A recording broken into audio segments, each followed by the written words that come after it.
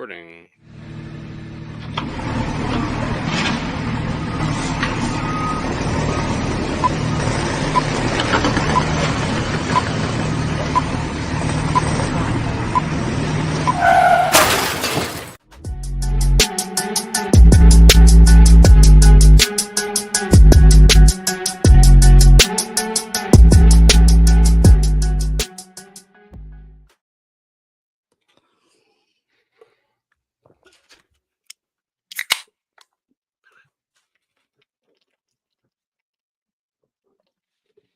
Happy Thursday, everybody. I'm so jealous. I'm so jealous. Oh, man. That was the last beer I have. Really? Yeah, That's I have depressing. Surfsides. I have Surfsides. We're good. All right. I got beers in the Yeah. fridge. I haven't been drinking the last couple of days just to kind of get back to center. So Fair feels enough. good. It's Yeah, good. It feels good. Yeah. Good. It's good for a reset every now and then. Good. Yeah, absolutely. Yeah, before we go any further, you guys saw the title. Lots of shit to talk about today. Yeah. Well, I'm gonna start with a shout out to my friend Antonia. I call her the Greek Ice Witch. She's like a sister to me. She keeps me in check on a lot of things. And it was her birthday yesterday. So happy birthday, Miss Antonia. Hope you had a good one. She lives, I'm not kidding, directly above Pig and Rooster, which is very dangerous. We have walkie-talkies to go back and forth to each other's house, so we don't even have to get on the phones. So happy birthday, Miss Antonia. I love you. Yeah.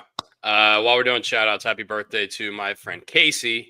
She's my work wife at Cabanas. We work basically every shift together. She is turning 40 tomorrow. Okay. So shout out to Casey. Just want to shout out some love to her as well. So what are you guys gonna do? You gonna work?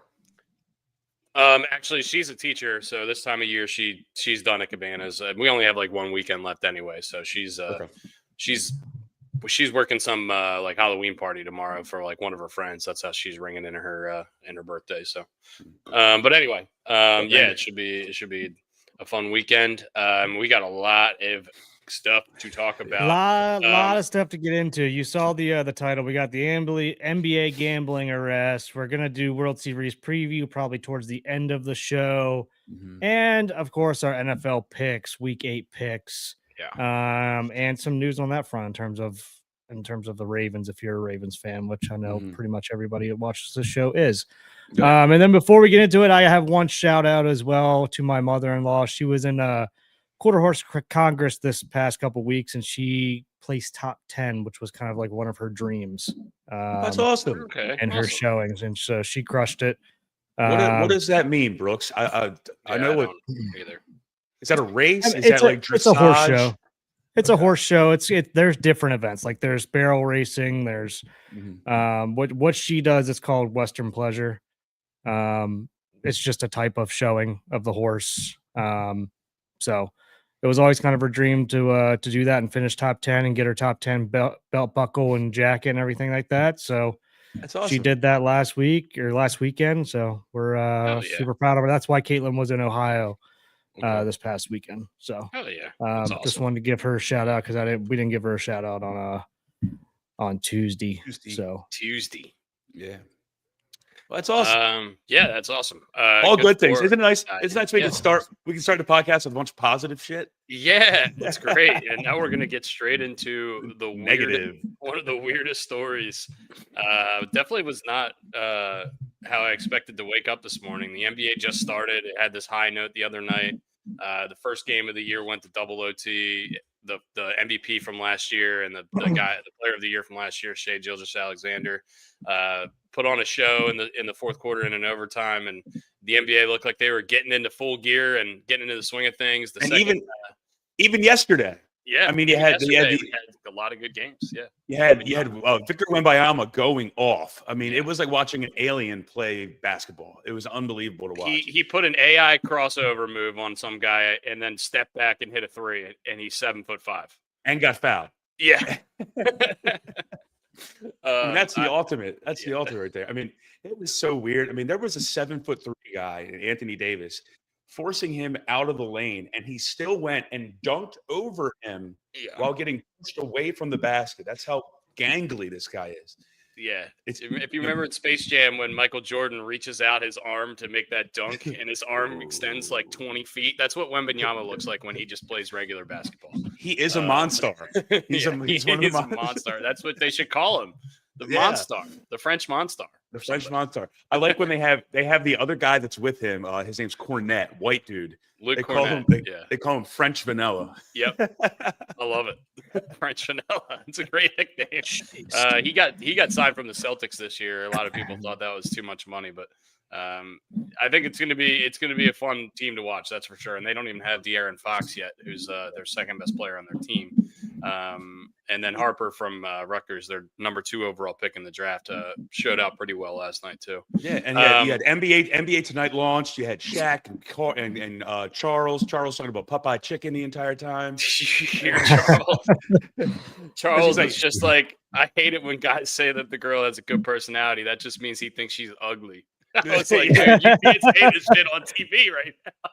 That's why he's the best.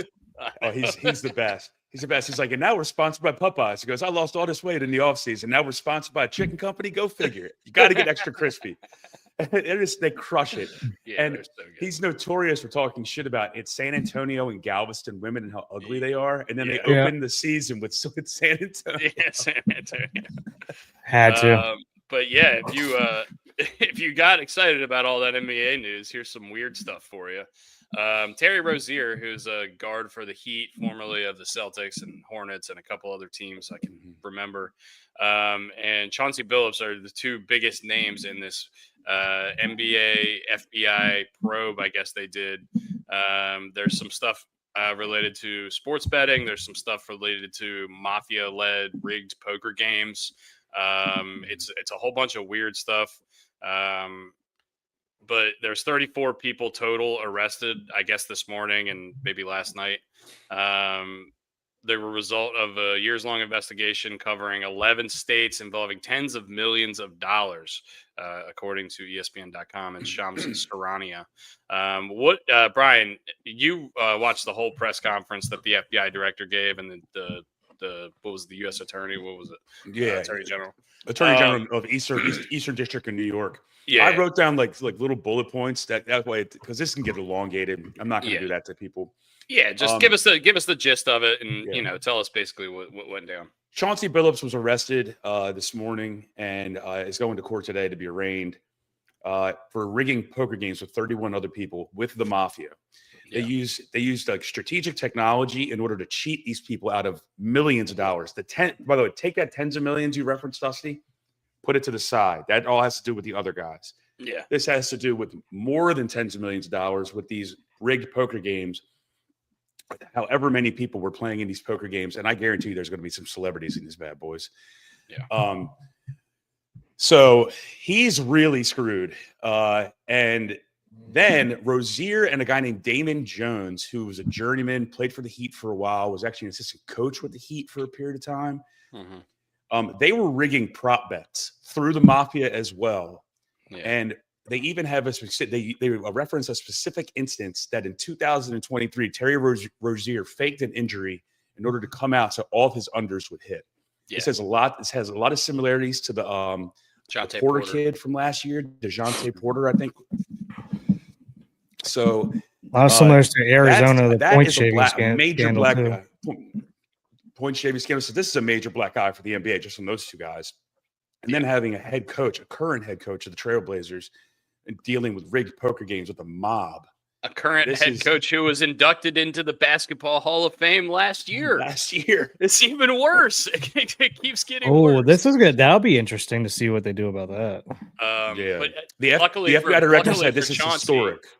I mean, I guess not luckily. I mean, I guess good news for Chauncey is that he wasn't betting on NBA games, but he's still going to get in a shit ton of trouble for what he was doing, apparently. They named 3 like known mafia crime families in the statement that they gave. I don't remember what the names were, but they clearly know like these guys are tied in. These families are tied in, and they're whatever.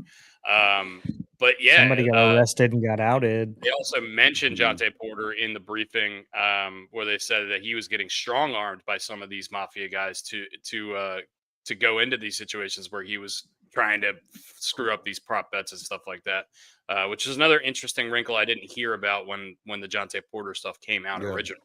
I didn't realize that he was getting pressure from mafia guys because he was already in debt with them, and then he started doing whatever they said, basically. And we've seen sports movies about this in the past, and it's not. It's the point shaving scam. That's what happened in Arizona State. They got too far in debt. It's one of those, like, we all as a collective country have to be fair to the situation and wait for all the facts to come out, because we can just jump to conclusions. But obviously, if the FBI, remember, this is an FBI arrest. This isn't the NBA. Yeah. They did say that the NBA has been cooperating with the FBI throughout the duration of this investigation. Yeah, the FBI has already done like a extensive investigation against Chauncey Billups and also Kyle Beasley, I guess. And Beasley is a free agent right now, and I guess he's been cleared, but he's also kind of in this FBI thing. But I don't think he's actually been arrested yet. He's been investigated as well. But I'll just say this: the East River, the tide on the East River is going to get a little higher over the course of the next couple months, while these guys get shot, killed, and dropped in the East River with cinder blocks attached to their legs. I don't think so. Well, maybe, but I think there had to be an arrest here within the last couple of years, and this screams of somebody getting popped and then ratting. Yeah, trying to reduce a sentence or get out of a sentence, and once you start taking down like professional players, the Chauncey Billups stuff I could care less about. I mean, that has nothing to do with the sport. But the Rozier stuff is what bothers me more than anything, to be honest with you. Takes away from the integrity of the game, and that's the biggest thing that the gambling can't do. They had a spreadsheet of each different game and each person that's involved that they named in the scandal that was involved in making bets or in theory tanking in each of those games. So there was a specific one, like Brian mentioned, from 2023 where Terry Rozier took his name out. That was the only one he was listed on. Apparently in 2023, Jim Trusty, who's Rozier's attorney, told ESPN that his client met with the NBA and the FBI multiple times in 2023. The NBA said they looked into the matter and did not find any league rules were broken. But I guess apparently now the FBI has dug more into it, and they found more evidence or whatever. They found the books. They found if you've ever seen Goodfellas, when the guy that has a heart attack, when they go to arrest him, and then they find like all the marble notebooks, and it's just got like all the spreads, all the handwritten. Yeah. It's got to be. They found the bookmaker. Yeah. It's a whole weird thing that's going to be happening. Apparently, the league commissioner Adam Silver is going to be on the McAfee show on Tuesday.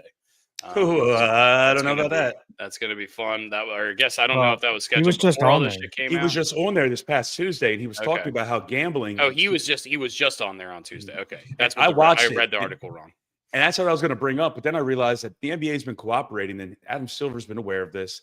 And then also, he was talking about legal sports gambling, where they can find out they were talking about IP addresses. They can find out if you're gambling in a stadium, or where specifically in the stadium you were gambling.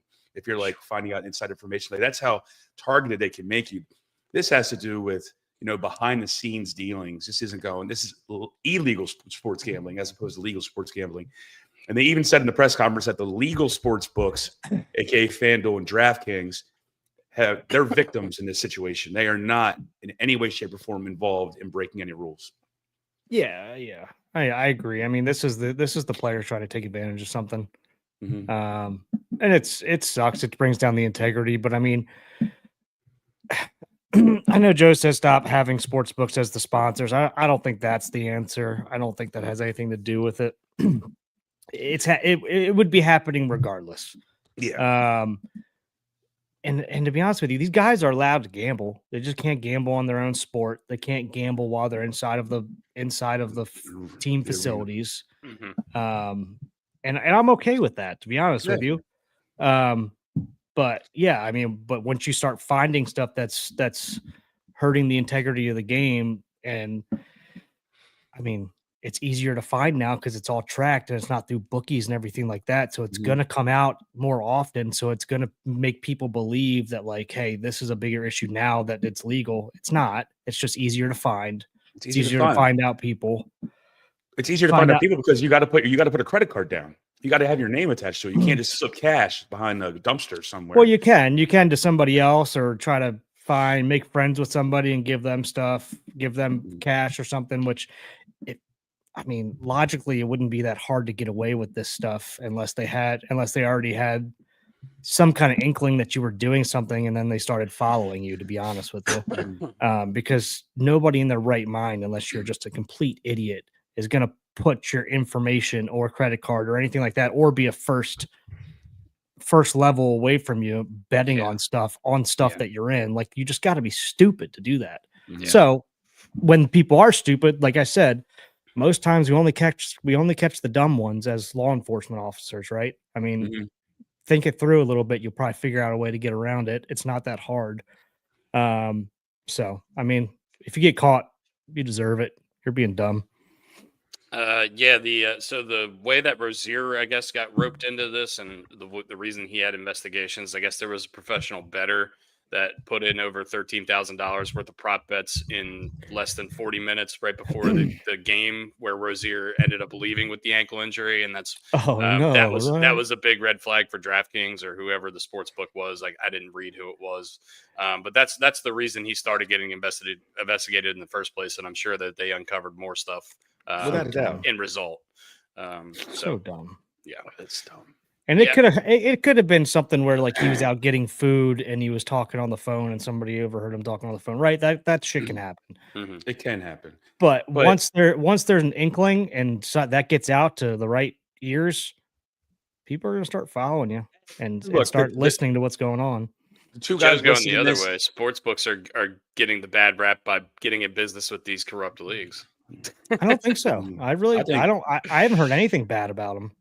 No. I really haven't either. This is coincidental that Rozier and Damon Jones played on the Heat at the same time. No. Okay. Nope. This is definitely organized within just these players, not to mention the mafia. That's organized crime. Is that what you'd call it? Si, senor. and look, we'd all be stupid to say that we didn't see this coming down the road at some point when these sports books started coming out and becoming public. Yeah, because now it's in your face. It's in my mother's face when she watches, Murder, She Wrote. They have a DraftKings commercial in between. So it's like it's just so public now. It's happened in every single sport now, except for I can't think of anybody in hockey. Maybe there has been some lesser known stuff, or they just haven't come out and had a story about it. But I think Evander Kane got accused, but was acquitted. He's cleared. Playing again. Okay. Yeah. Okay. Well, I guess regardless, it's going to keep happening. It's easier to figure this stuff out now than it ever has been, just because it is public. It is easier. Honestly, that's why a whole lot of people weren't caught before, because you're going behind people's backs and doing this stuff. It's hard to figure out unless somebody has good, credible evidence that they can get some kind of a warrant to start wiretapping or looking closer into stuff. Or it's just way easier now to figure this out as law enforcement. I'm just being honest, as being on that side of things. Yeah, that's why I always defer to you with these things, Brooksy. I mean, look, Vegas. Now the mafia stuff, I have no idea what that shit is about. The poker. Let's not find out. Terry Rozier is born on St. Patrick's Day in 1994. Well, he lost his lucky charms. I did see stuff on Twitter, and, like, obviously I don't know if it was credible or not, that there are going to be more arrests coming from that. I don't know if that's just pretty obvious that there's going to be more arrests, right? And they're just people we just don't know who they are, or if it's going to be big name people. I don't know. This is just so bad for the league. This is so bad for the league. And looking at Dusty's name today, I mean, it started there. At least my eyes, it started there, and it just keeps morphing. Yeah. I was originally going to be Chauncey Billups, Mr. Big Shot, but I decided against it. Thierry Rozier's career earnings in the NBA, $160 million. He is currently on a $96 million contract. I don't know why he needs to make 13 grand off prop bets for him leaving early in the game when he's making $100 million over the next 4 years, but it beats me. I don't know. Maybe it's just the adrenaline rush of doing something wrong. That's all he's got caught for, Dusty. Yeah. That's all he's gotten caught. I know. I understand that. It could be a massive debt.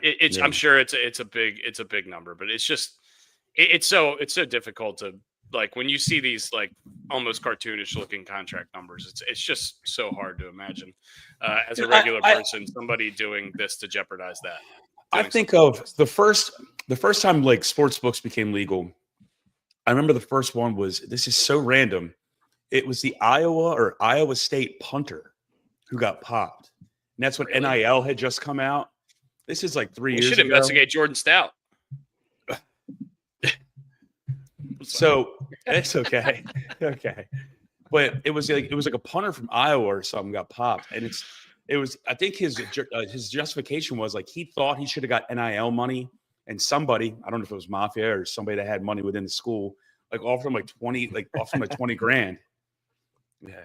And so like he's like, I should be getting NIL money, so screw it. I'll just go ahead and whatever he had to do, like, I don't know, have under a net yardage in punting. I have no fucking idea. So they were using X-ray tables that read the marked cards face down. That's fucking crazy. They literally knew every card that everybody else at the table had the whole time. Oh my God. Can you imagine? Jesus. These high-tech shit. I would want to play on a felt poker table. I don't want to see anything on there. Roll dice in a back alley. Yeah. Oh man. All right. Yeah. So putting a bow on this stuff, it's pretty. It's definitely a big blemish on the NBA. And they've not been. They've grown accustomed to this, I would say, over the course of the last few years, in a plethora of different ways. But with the Sterling stuff a couple years ago, and this Kawhi stuff that came out this year, and all this coming out, and it just seems like the NBA just can't get out of their own way in a lot of aspects. And I guess this is not technically the league's fault, but they feel like they should have a better grasp of this stuff going on. So yeah, this is going to be an ongoing story. We're going to find out a lot more, I'm sure, in the coming days. We'll see what Pablo Torre finds out. I'm sure he's got some inside information. Without a doubt. But yeah, really a big blemish on the face of the NBA right as they start their season this year, which is, I'm sure, not what they wanted. Not what Adam Silver wanted, I'm sure. You guys have any other stuff on that before we move on? I mean, other than that, the basketball was really entertaining last night. Yeah. VJ Edgecombe, top 5 overall pick in the draft, put up 34. It was the most points a rookie has put up in their debut since Wilt Chamberlain, which is crazy. That's like 60 years ago, at least. So really awesome debut for him, and good for the Sixers. Joel Embiid played basketball last night. You're not going to see a lot of that this year, but he did play last night. He looked like he was hobbling around. It was bad to watch. Looked like Bruce Bochy. Yeah, he really did, but taller. Basketball was great last night. Damn, Dusty beat me to the joke. How did Pablo not find out first? Yeah, He probably did. He's the one who leaked it. Yeah. Oh my God, the cameras in the chip trays too. Oh my goodness, this is so bad. They got so much shit. They knew everything. They're screwed. Oh man. All right. Let's get into football. We're gonna end with the World Series because we're gonna give that a lot of time. Let's get into some football. And can we do college? Can we do college first? I know we got to do our NFL picks. No, we can, but we have a friend waiting in the wings, so I just wanted to make sure. You want to bring him in? Yeah, let's bring him in. So that we're gonna bring in our resident Steelers fan to enlighten us on what he actually thinks about the Steelers season. He's got season tickets to the Steelers games. Him and his family have all grown up Steelers fans, so he's kind of got a pulse on the city. He's already been to a couple games this year, so he can give us a little insight about how the real fans of Pittsburgh are feeling, and not just the media So without a doubt, without further ado, let's bring in Chuck. Without a doubt, too. Without a doubt, too. Without a doubt. This is Charles Haley. What's going on, This is guys? Charles Haley. Hey, is Joe Flacco your biggest fear right now? Mine, no. It's Tomlin's by far. Always has, always will be. Oh man, what's the sentiment in Pittsburgh going into this little Rodgers reunion against the Packers this weekend? Yeah, at home. Are you going to the game? Pretty much. No, my parents are. I'm going to the game the following week against the Colts. Got Jared, Ryan, and me going for a boys' weekend the day after Halloween. So I'll get to watch Jonathan Taylor. I'll get to watch Jonathan Taylor run for 200 yards all over him. But yeah, no, that Bengals game pretty much summed up exactly what we've been dealing with for like the last 15 years. So defense, you're supposed to hang your hat on their defense, the highest paid defense in the league by far, and to sit back and watch what happened. I didn't know that. I saw it coming from a mile away. Who's the defensive coordinator, and are people calling for his head, or is it the personnel on the field that's the talking point in Pittsburgh media?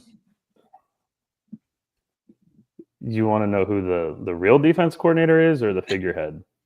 Okay, because they put Terrell Austin as the defense coordinator, but Mike Tomlin, he makes all the decisions there. Yeah, he's the defensive coordinator. He schemes everything out. Okay, everybody knows it. The national media won't tell you that, but everybody knows it in Pittsburgh that it's Tomlin's. He basically has full reign. He's like, he wanted what Belichick had in New England, and he has it in Pittsburgh. And it seemed like the Bengals offensive game, they hit on him or not.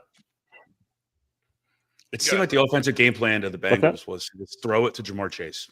Just throw to Jamar Chase. That was it. He had 23 targets. It's insane. 23 targets in one game is crazy. And he dropped a couple balls, or else he'd have had 19 or 20 catches, which is wild. But I mean, you saw it. So Tomlin has his press conferences every Tuesday, and I don't know. You guys, I'm sure saw the clip of him where he spoke pretty candidly about the Browns, and he was pissed off that they traded Flacco within the division. Mm-hmm. Yeah. If you listen to his normal Tuesday press conferences, he doesn't talk much about other teams. He's pretty short. He doesn't, offer many, answers to things. As soon as he went into that over Flacco, I was like, shit, it's over with. Like, he's already afraid of him. You saw it in their game plan, right? Like, they just sat back. They thought they could get pressure with 4. They didn't. They just let them dice them up. And it's like, I'd much rather get your ass kicked playing your normal defense, your attacking style of defense you've done the last couple of weeks. But for some reason, he just gets scared when Flacco's there, and he just, I don't know. He seems depressing, but you know what's going to happen. They're going to go out against the Packers this week, Sunday night at home in the throwback uniforms, and they're going to probably, have a great game, and then everybody's going to be back on board, and then it's going to be back to the same old shit. So we'll see. I mean, it is what it is, but. Yeah, they're at least the field held up real nice.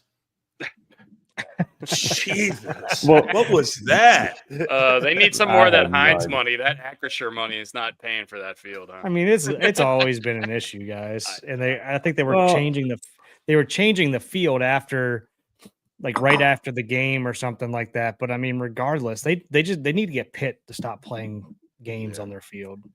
It's funny you say that, because that's been a big thing on sports talk radio out there, because Ben Roethlisberger called it out and said Pitt needs to stop playing there. And everybody's like, the field's actually been pretty good for the last 10 years. It used to be a problem. They had heaters underneath, and they had like grass and synthetic turf, whatever that combo is. And didn't they have trouble too after they changed the turf too? Like when they resodded halfway through the year, it would like slip or something too. Yeah, they've had issues. It comes down to ownership's just cheap. They try to save their money in any way they can, and it's like, they waited till a certain time. It's like, if you knew it was that bad, going into it, change it out a couple weeks prior. Between this and Soldier Field, and there's a couple other fields in the league or stadiums in the league that are questionable in terms of their turf and stuff like that. I just don't get it. It's 2025. Like, how are we still having problems with this? And each team has an aircraft carrier of money. And I mean, if that one video where the Pittsburgh kicker goes to kick and his plant foot actually vanishes, his whole foot goes into a divot. They're lucky. They're lucky they didn't lose him. The best kicker in football literally almost tore his knee because of the field. They already lost their special teams captain. I don't know if you saw that in the game. I didn't see that part. They say they don't know if it's related to the field. He was running down to cover a kick, and his leg just buckled in the middle of the field. And they don't know if it's related to the field. I'd probably guess. Well, they don't want to blame. They don't want to blame it on the field, but I mean, he was running non-contact, and his foot basically did what Boswell's did. But the only thing is about the Pitt thing is like you see other teams in the NFL. Temple plays where the Eagles play. Eagles field is in great shape. You know, there's other colleges that play in NFL stadiums, like the Dolphins and the Hurricanes, right? Yeah, USF plays in Tampa's field too, and they never have problems down there either. Yeah, it just comes down to ownership and doing the right thing. They only want to resod once a year. It's like, dude, you have the money, resod a couple times. And I also think it might be if I was them, I would hire a freaking greens crew to go in there and fix this shit. Like, get some golf people in there. Yeah, get some Bermuda grass in there. And I actually think it's even a little bit more complex for the Steelers because I think our Pitt's football facility, like their locker room and everything, is in the same stadium, and they use different doors. I remember that was a big thing for Kenny Pickett. He said he used to always have to use the Pitt door, like Pitt hallway, as opposed to the Steeler hallway. And then when he got drafted by the Steelers, he could then get access to the other door. Yeah. Yeah. And he did that for almost 2 straight years. Sorry. Yeah. Sorry, Kenny Pickett. Did you see his first snap with the Raiders last week? No. It went about as well as you would have thought. He fumbled the handoff. Oh, perfect. Nice. He's got small hands. Did you know that? I've heard. Gloves. He's got just little tiny hands. What they say. That's what they say. Yeah, I just as ownership, I just can't. How do you not invest into something like that to like take care of like the asset that you pay, right? Yeah. I mean, it doesn't make any sense to me. So can't hold a whopper. They last year they had like the rankings from players on stadiums and amenities, and that was a big talking point last year how cheap ownership was, where like players had to go to hotel saunas if they actually wanted to go to a sauna. They couldn't even get one in their own stadium. And you'd think that the Steelers, right, supposed to be one of the like cornerstone franchises, you know. So they're apparently doing a bunch of upgrades to the facilities because of that. So it's not surprising. It's not surprising. Let's just put it that way. Fair enough. Rooney family net worth is very high. They need to spend some money on their grass. Yeah. Yep. All right. What are you expecting? So you're expecting actually the Steelers to play well against the Packers, and then to go back to their old shitty their old shitty habits afterwards. Do you think that they'll play well enough to win? Do you think they'll just hang in the game? How do you think they'll stack up against this Green Bay team that kind of started hot and then has kind of fizzled? They haven't been playing badly, I wouldn't want to say, but they definitely haven't been playing as well as they had in the first couple weeks.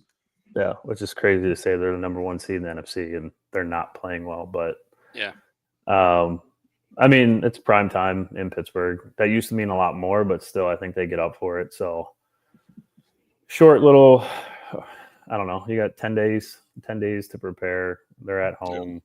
They're going to be fine. I think, they come out and I think, they probably win a game 34-17, something like that. I could see them winning pretty big. But once again, it's just kind of all a mirage because it'll inevitably end 9-8 or 10-7, going to the playoffs, and then get your doors blown off like the Ravens did to them last year. So, and that's the crazy part is they talk about this defense, right? And the Steelers' defense, like going back to last year, like the last 9 games, it's been unbelievably bad. Like you saw it in the Ravens game, obviously as Ravens fans. But like they rank near the bottom of the NFL in points, yards allowed, everything in like the last 9 games. So it's kind of carried over from last year, which is, I mean, once again, everybody had high hopes, but they got to fix that defense or else they ain't going anywhere. Joe Racky says Steelers 35, Packers 32, missed field goal as time expires. Ooh, all right. That occurs. Brandon McManus going to miss a field goal. If that occurs, Joe, you can host the show for the day. Yeah, you get to host the show. That'd be wild. Yeah. There wouldn't be enough Arkansas facts for that show. I mean, what is ultimately the problem, you think? Is it the offensive line? Is it injuries? What is it? It seems like I mean, I don't want to put words in Chuck's mouth, but it seems like the way the organization is run and given a lot of their stuff or a lot of their leeway or decision making to Tomlin is the reason that Chuck or maybe Pittsburgh fans seem to think that that's the problem, right? Yeah, I mean, I don't know. He just doesn't know how to get out of his own way sometimes, right? He talks a lot about schemes and stuff like that. And he's supposed to be a defensive mind, and you go out and see the same thing, and the same team's beating him the same way every single time. So, I mean, they had a stretch of a couple weeks where they were playing lights out, stopping the run. But I mean, when the Bengals averaged 11 yards per rush last week, that's on the front seven. Like they played terrible. Flacco was one of them too. I think he had a 12-yard run. Yeah. He looked good. He pulled it there at the end of the game. Yeah.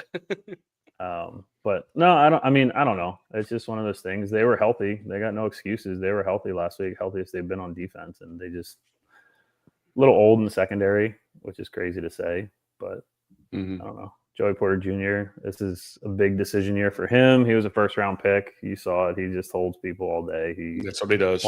He wants to be a number one cornerback, but he's not. He's got to prove something. So I don't know.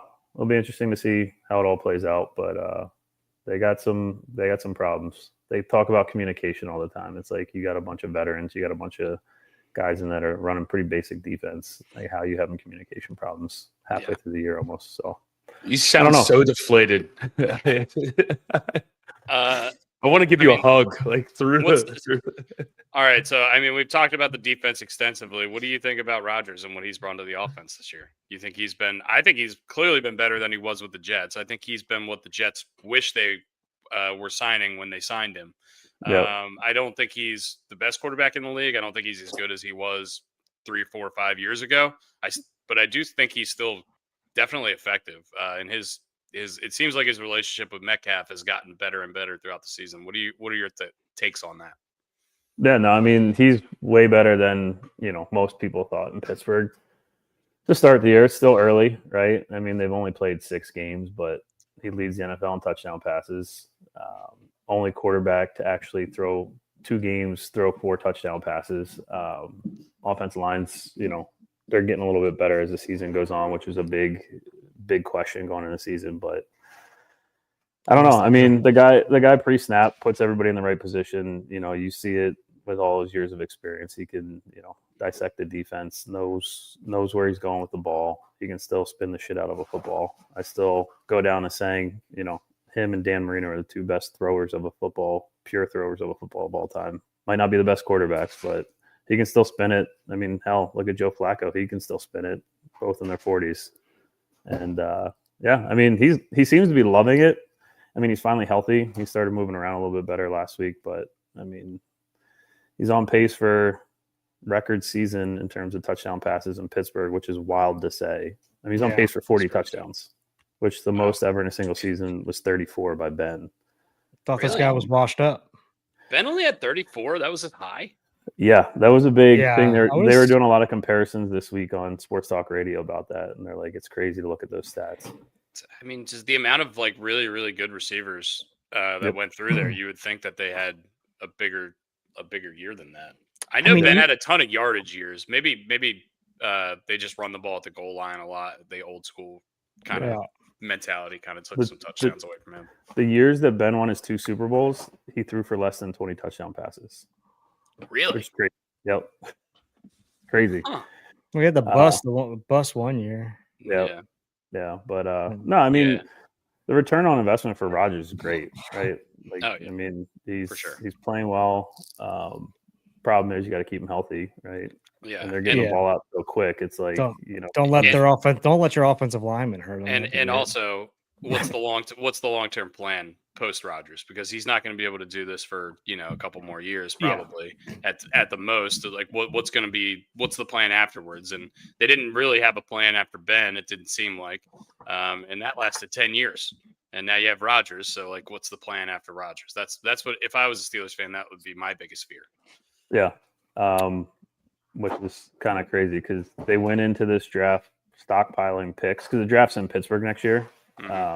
So they wanted to make a big splash and get their franchise quarterback. So they've been stockpiling assets and stuff.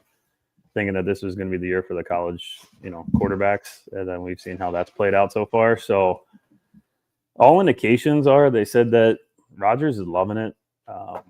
He's kind of re-energized himself there. Their hope is if he stays healthy and they can add another weapon on offense, that he might want to stay for another year or two, and then bring somebody in. They'll still look for a quarterback, but with their history in the last couple of years of trying to bridge that gap, it hasn't been pretty.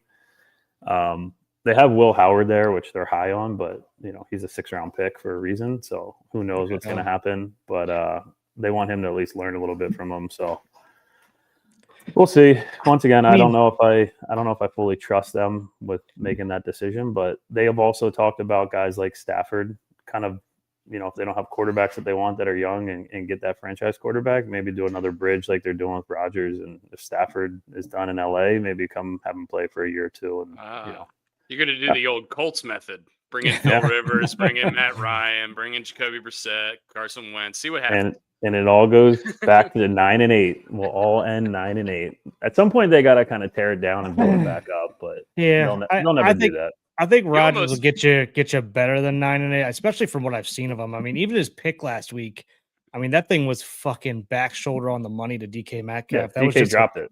And a great play by the D-back. And it was an incredible play by the defender. I mean, that was that part is he had Roman Wilson running right across the middle of the field for a touchdown. But did he? You that can't guy never gets looks. Even when he's wide open, he can't get the ball. Yeah, but I mean, they keep putting the ball on the money. It looks like so. They keep Rodgers healthy. He's gonna hopefully give them a shot at winning the division, especially with how the division has been falling apart. But we'll see. What would you say to fantasy owners who thought Caleb Johnson was going to be good at football this year? You mean Jared Klein, our commissioner of our fantasy league, who drafted him and then gave me shit for drafting Quinshon Judkins? Yeah. I don't know. It's wild. You think about it. Johnson's 3rd-round pick this year. Roman Wilson, 3rd-round pick last year. For some reason, they don't want to, get these guys into the game plan, or they just waste the picks at that spot if they didn't plan on using them. And it's, I don't know. Did you pick him, Dusty? I picked him in one league, but I didn't have high expectations for him. I knew Warren. I felt like Warren was going to get a bulk of the carries. I didn't know Kenneth Gainwell was going to come out of nowhere. And who did? Who the fuck knew Kenneth Gainwell was going to matter at all? Yeah. No, I like what they're doing on offense. It's night and day difference once you actually have a competent quarterback. So I guess that's a good thing, right? I mean, your offense seems like they're finally figuring it out a little bit. The defense is lagging behind, but they're healthy. So you have to have a little bit of optimism. Like, hey, there's time here to figure it out. So hopefully they do. Well, the craziest part is hopefully they don't for Ravens fans. But. Yeah. Well, the trade deadline's coming up in a week and a half, and they're talking about what do you do? And they're like, you just got to add offense because you might have to start winning games, scoring 40 points because your defense can't stop anybody right now. Well, the Bucs have 85 good receivers. Trade for one of them. Yeah. Yeah. And maybe it's just Baker you guys losing this week really kept the Ravens' hopes alive. I think if Pittsburgh wins that game, that might put us out of our misery, at least pretty damn close to it. And then if we lose if we lose one of these next 2 games, then we're obviously sellers at the deadline. It seems like we're going to have to win the division to make the playoffs. We're gonna have to go on a run. It seems doable based on Pittsburgh's schedule, and I don't want to deflate your balloon as a Pittsburgh fan, but the schedule does get a lot harder in the second half. Ours gets easier. Ours gets easier. Yours gets harder, so that's good for Ravens fans. The problem is that we're, 3 or 4 games behind already. Do you guys have a defense like ours? Our defense is really, really bad. It's the worst in the league. Yeah. It's funny you guys talk like this because you sound like Pittsburgh Sports Talk Radio. They've been talking about going into last week, like the Steelers have to gain as many games as possible because the Ravens are never out of it. And even Vegas, I think, flipped it back now to the Ravens as the odds-on favorite to win the division. That the Ravens are still even money with crazy. The Steelers. I think even Ravens fans, like having Lamar like we're coming off a bye week. A couple guys are getting healthy. Hopefully, Lamar is practicing yesterday, so he should be back. We should kick the shit out of the Bears. Should kick the shit out. We always play well after a bye. There's a lot of things going in our favor right now. I mean, there's a couple weird stories that came out this week that I don't love in terms of like in the locker room stuff. But I don't know. I think Ravens fans are optimistic that we can go on a run. I think it's certainly possible if we can get some guys back. But shit, it's not possible if you don't figure out the offensive line and the defense. So, and you're going to have to go out and get somebody, and they're not going to go out and get somebody if they lose any of the next 2 games. So they basically got to win the next 2 games to basically give DaCosta a reason to go get somebody and give up trade capital. So, how do you guys feel about DaCosta? And a couple of rumblings are that people in Baltimore aren't too happy with the way he's constructed some of these teams. There has since been Ozzie was gone. There has been this is the only year I've heard rumblings, and it's funny. There's been rumblings this year, but it's before the year started. You could have asked any Ravens fan, and they're sitting here saying, "Man, this is us and the Eagles are the best rosters in the league," and I would have agreed with them. Winning is the best deodorant. I have so many things to say about this. This is the same shit that just happened with the Orioles and Mike Elias. It does. It is. We have one of the best run organizations in the league. Everyone's saying we do. We draft incredibly well. We have all these talent. Same thing with the Orioles. We have Westberg. We have Gunnar. We have Adley. We have all this talent, all this young talent that this generation or this regime has drafted. And then we have one bad season. And now all of a sudden, this GM is a complete fucking inept idiot. And he just he should never be a GM in the league again. And it's the same shit that's going on with the EDC. I think it's completely ridiculous. No, our defense is always ridiculously bad for no reason other than Justin Madubuike is dead and we can't stay healthy. And our offense has been suffering because Lamar died and he was out for a couple weeks. So I don't. And the line's not playing well either. But it seems like that's going to get shuffled here in a second from based on some of the press conferences. But it's also, like I said, I mean, coming into the year, everyone's pumped about this roster. And then the old saying is injuries aren't an excuse, but they fucking are. I mean, when your MVP quarterback's out on top of a line that's not playing well, on top of a bunch of injuries on the defense, like, and then you sit there and call for the head of the GM. Like, what's the guy supposed to do? I mean, he even built some depth in there. I'll say it. The depth isn't playing that great right now that are behind him. That's for sure. But looking at it on paper going into the season, I think we were all pretty pumped about it. Yeah, specifically the depth. And we knew this going into the year. The depth on the offensive line and the defensive line were going to be the biggest issues if we were going to have issues. And neither of them have been particularly healthy, and it kind of been snake bitten as a result. So there you go, and that's how you end up 1-5 with Super Bowl expectations at the beginning of the year. I got a question for you though. When you speak of depth, Ravens always seem to have a guy behind Lamar that was like a Lamar light. Why the hell is Cooper Rush your backup quarterback? Not saying that he's gonna count. When an MVP, a 2-time MVP goes down, right? Obviously, everything changes. But you always had somebody in there that would at least step in and run the same offense. I mean, Cooper Rush is not even close to what they need as a backup quarterback. So, weird things like that. I think they thought he was a good enough quarterback in terms of like a pocket passer to fill in. He's not going to do what Lamar does, obviously, but right. I think they figured his arm was better than those other guys that they had, and that would make up for it. Which obviously he's not, and it hasn't. And the offense looked way different when Snoop got in at the end of the game 2 weeks ago.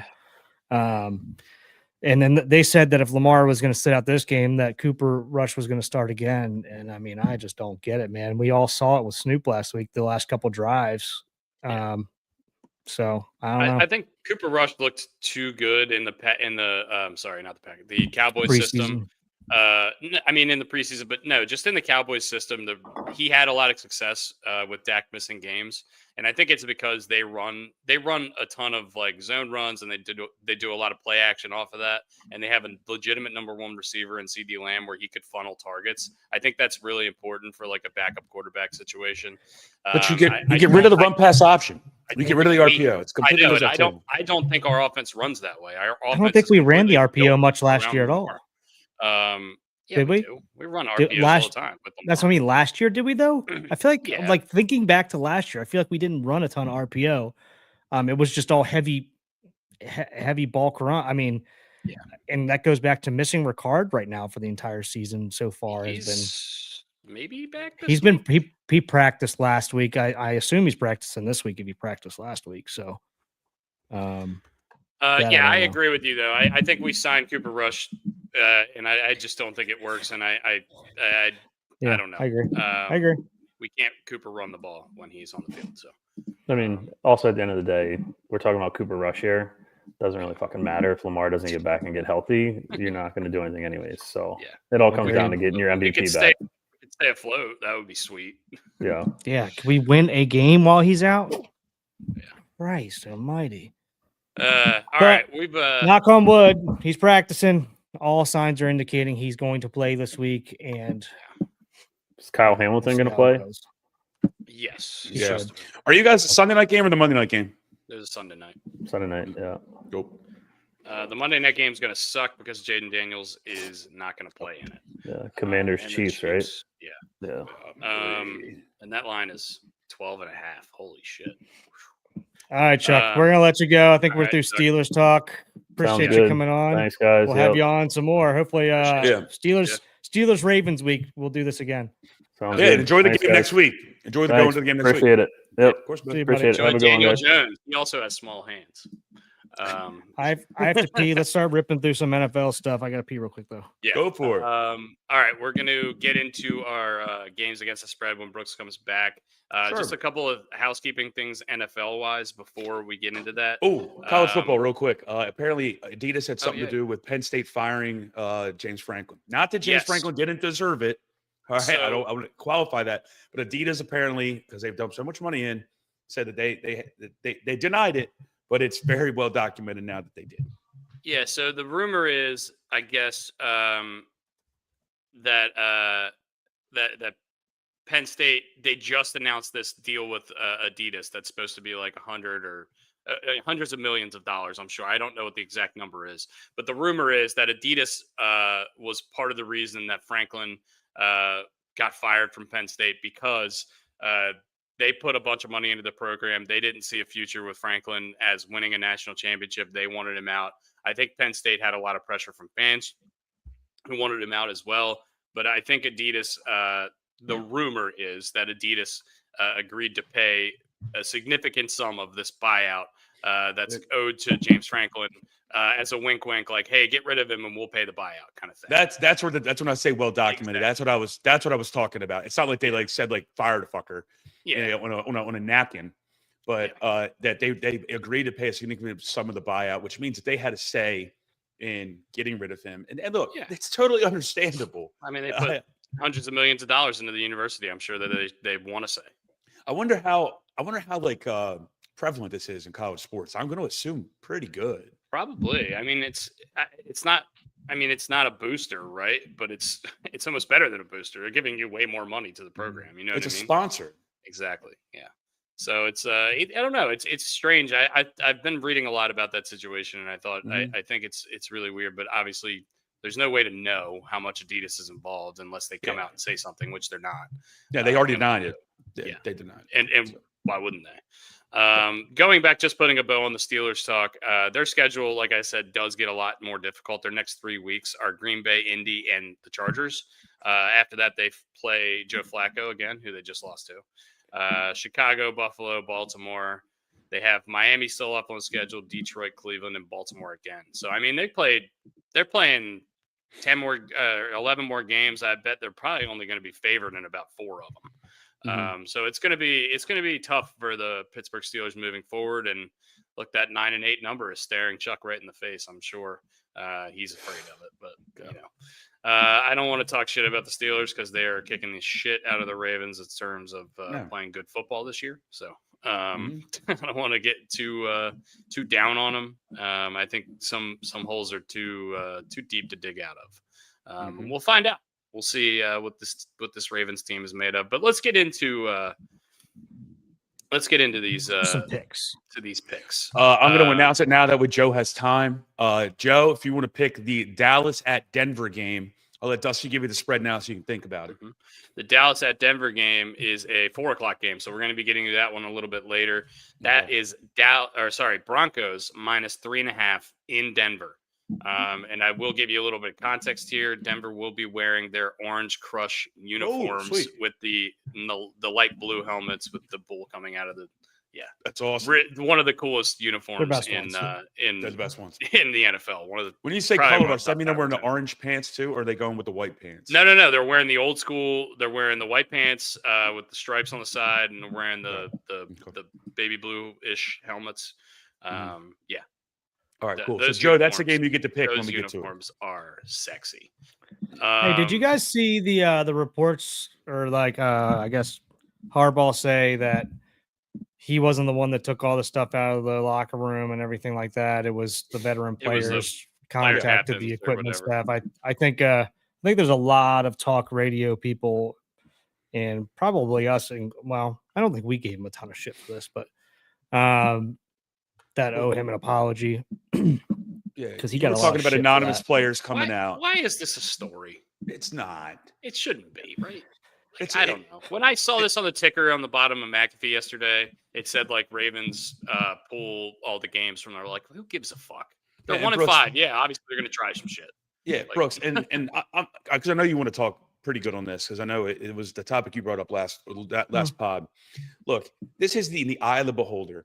You could have the games in there and you could say it's team camaraderie and trying to bring the team together. Or you could say, hey, we removed all of it. Now it's because, we need to get serious to focus on football. Everything. And you watch McAfee every day, I believe, Brooksy. And J.J. Watt came out and said, that's a lot of the team bonding is when you're in that facility, you're not thinking about football or working on football things 100% of the time. There's time in between meetings, like right before you go to the mess hall, whatever, or cafeteria.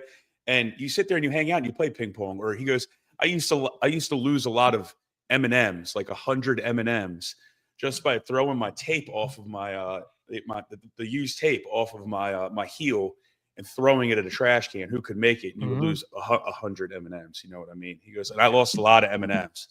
So it's just team bonding stuff. So this is bullshit to me. This is all bullshit. This is fodder. But Brooksy, please fire away. It is, but it can go one way or the other. I mean, this can completely galvanize a team against a coach if he does something like this. They could be like, "Yeah, the games are the reason why we're fucking losing. That's why we're losing. It's not your play calling or your leadership or whatever." Or I think it's better that it came out this way because I think it's almost better that the veterans were the ones that did it and they can go to the other guys, whoever these fucking anonymous people are that are driving me nuts. That I think is they are the cancers. They need to get the fuck out.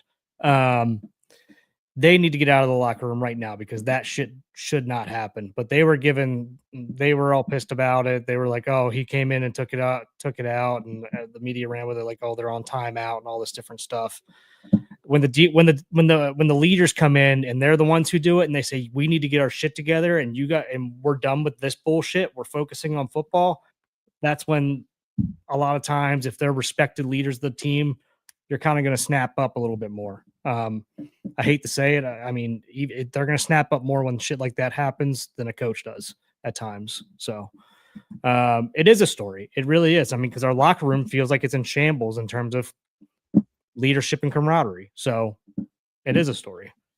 I think this is the better way. I'm glad this is the way it came out and this wasn't Harbaugh because this could really, I mean, if we thought he was losing the locker room, this could really just fucking put the whole thing, like they could all be like, "Fuck this guy." You know what I mean?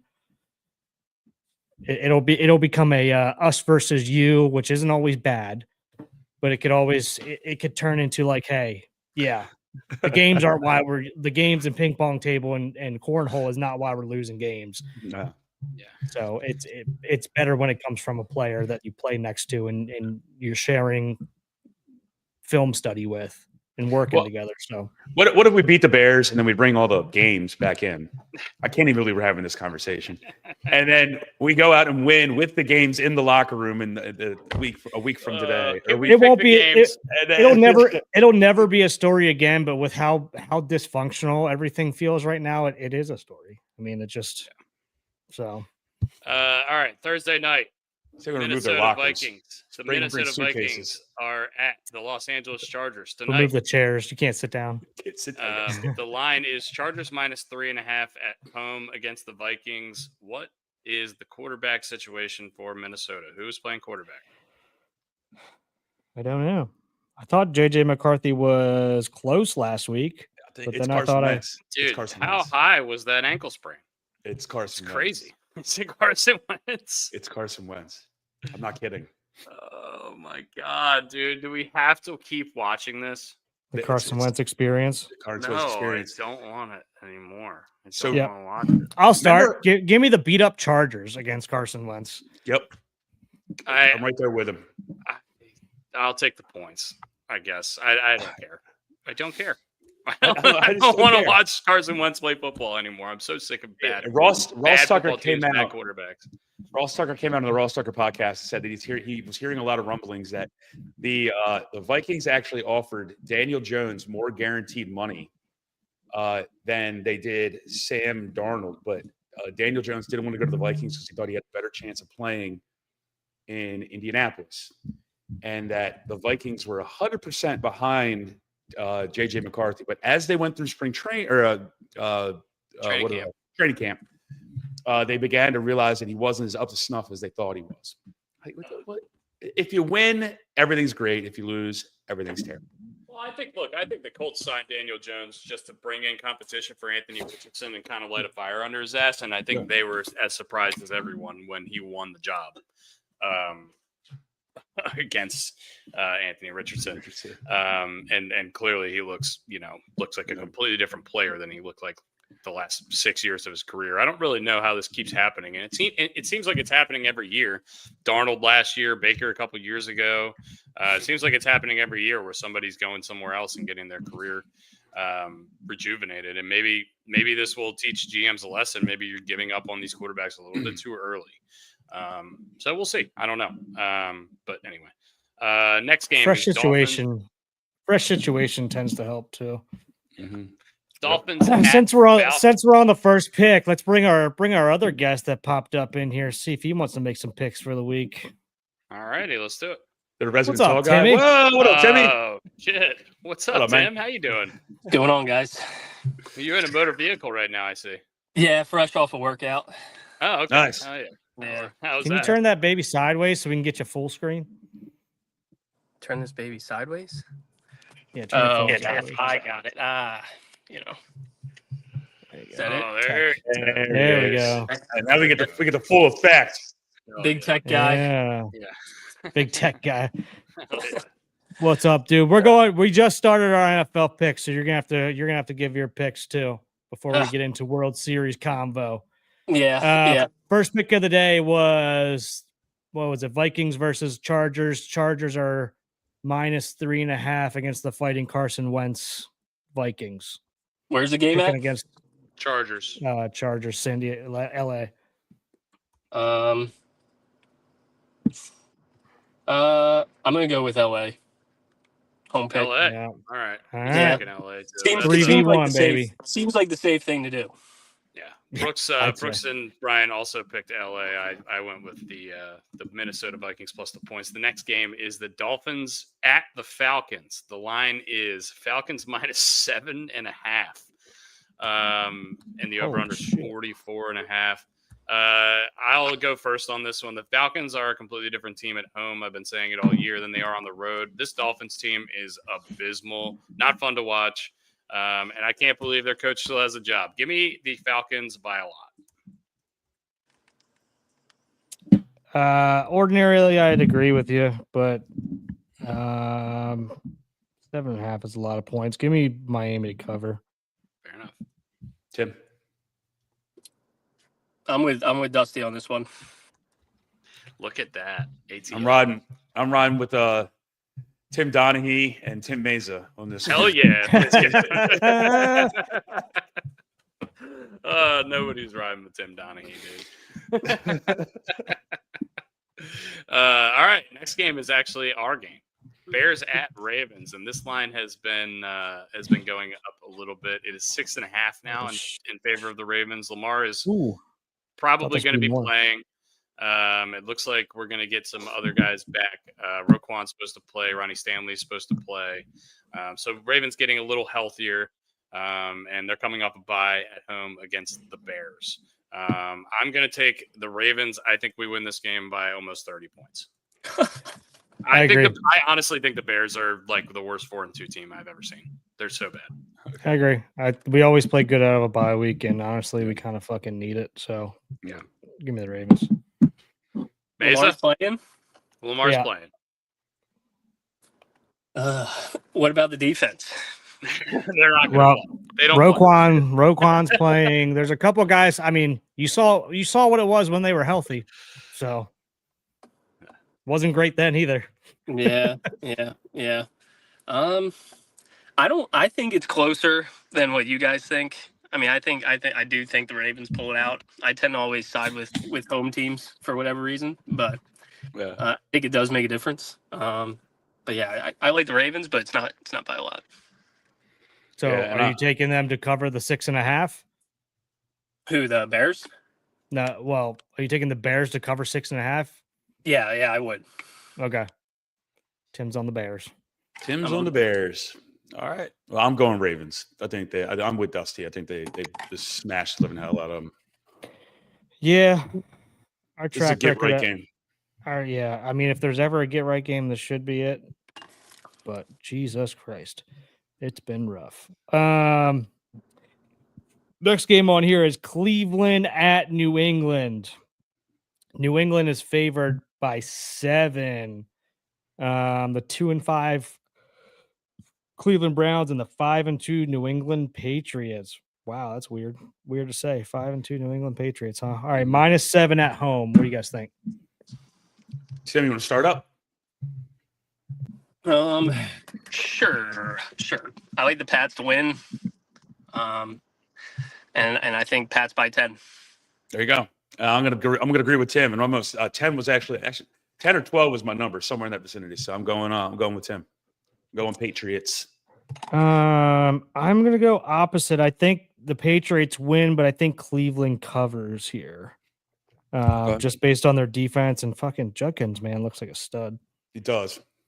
I don't even know where he went to school. Pats run D pretty good though. Yeah, true. That's true. All right, Dust. We're on Cleveland, New England. Cleveland, New England. I took the Ravens, by the way. Okay.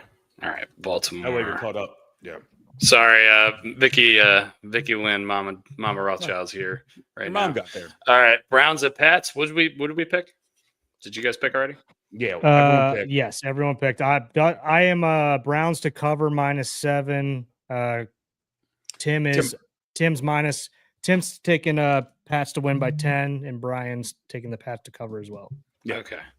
I'm going to take Cleveland here. I don't believe the Pats as like a legitimate AFC force. I think they're a decent enough team. I think they could win 9 games maybe, but I think this Browns defense is going to make Drake May look a little bit more like a regular quarterback and not like the stud he's looked like all year. So giving too much credit to the Browns this year, but I don't care. I'm going to keep doing it. Okay.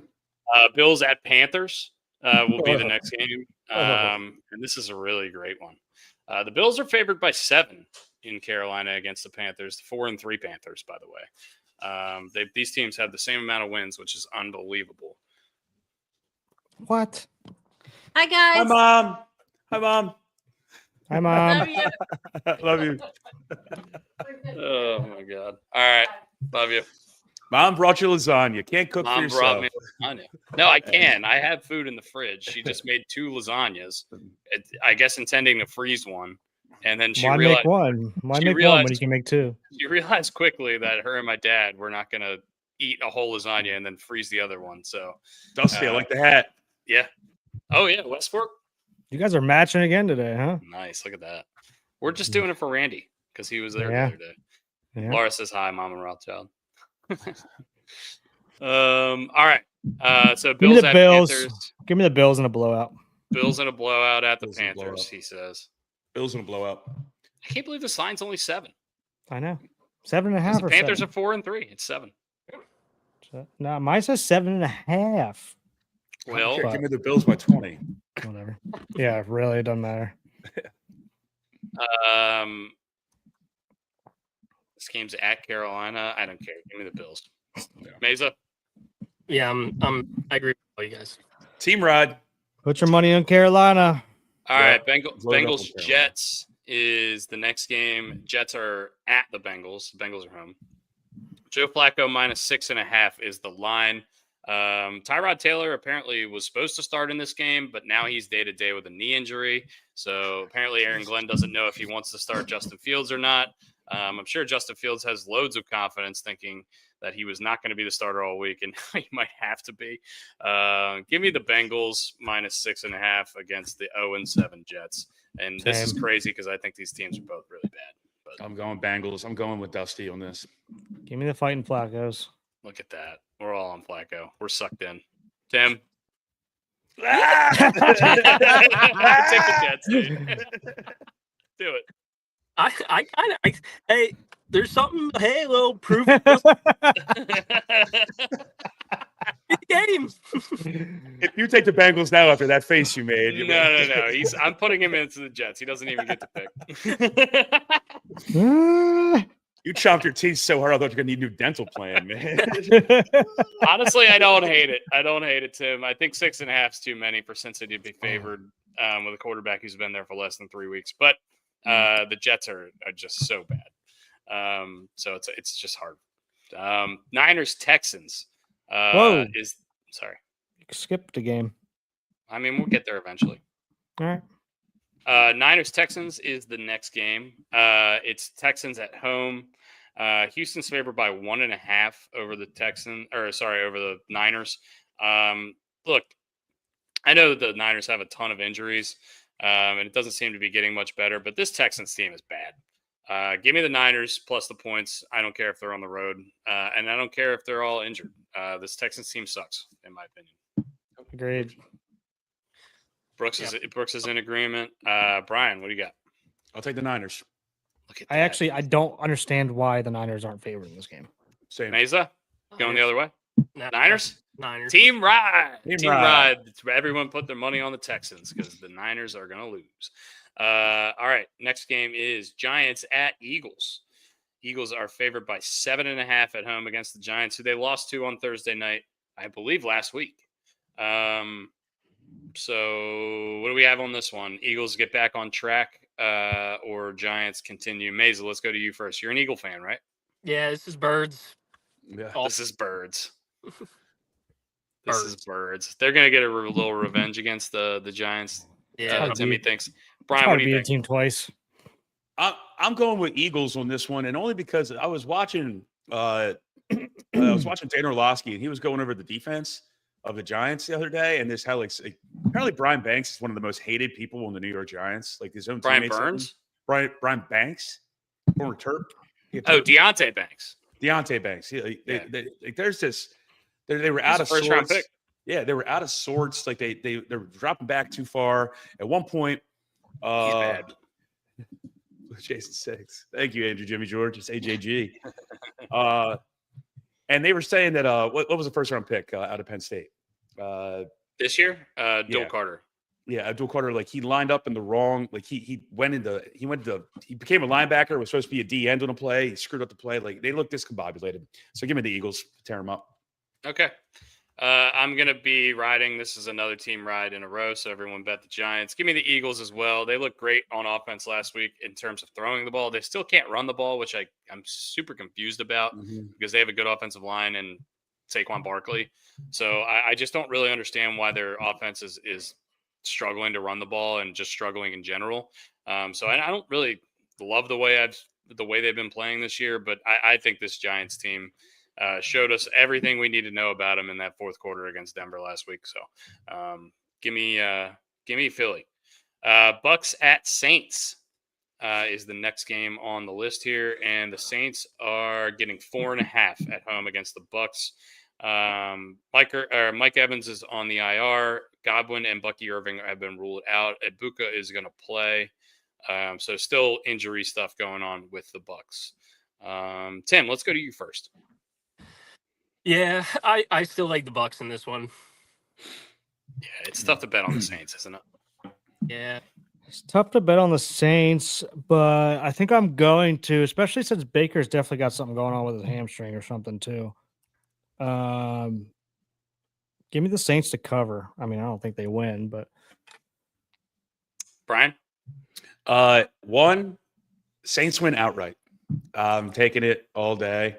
These are rock fights. Whenever the NFC South gets together, the team you don't think is going to win wins. I'm taking the Saints. I'm taking the Saints too. This Tampa Bay New Orleans matchup has a checkered past of New Orleans. So we're as a podcast we're team riding, but Timmy's on Tampa. Tim's a lone wolf out the there. Smart one. He's probably the smart one of the bunch. All right, we've got 4 more games to pick, and then we'll get into our World Series preview. Probably the game of the day, I would think. Maybe not. I don't know. Depends on what you like. Cowboys at Broncos. I think this is a good game. I think Dak's been playing unbelievably well. I'm excited to see what he's able to do against this Broncos defense.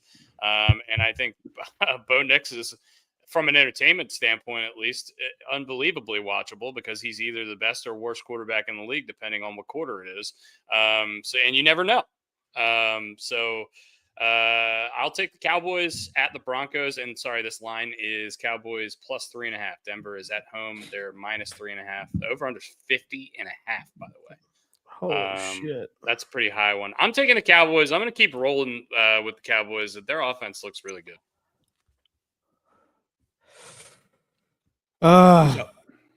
Somebody. I like the Broncos. He likes the Broncos. And he's an Eagles fan, so that's why he likes the Broncos. Do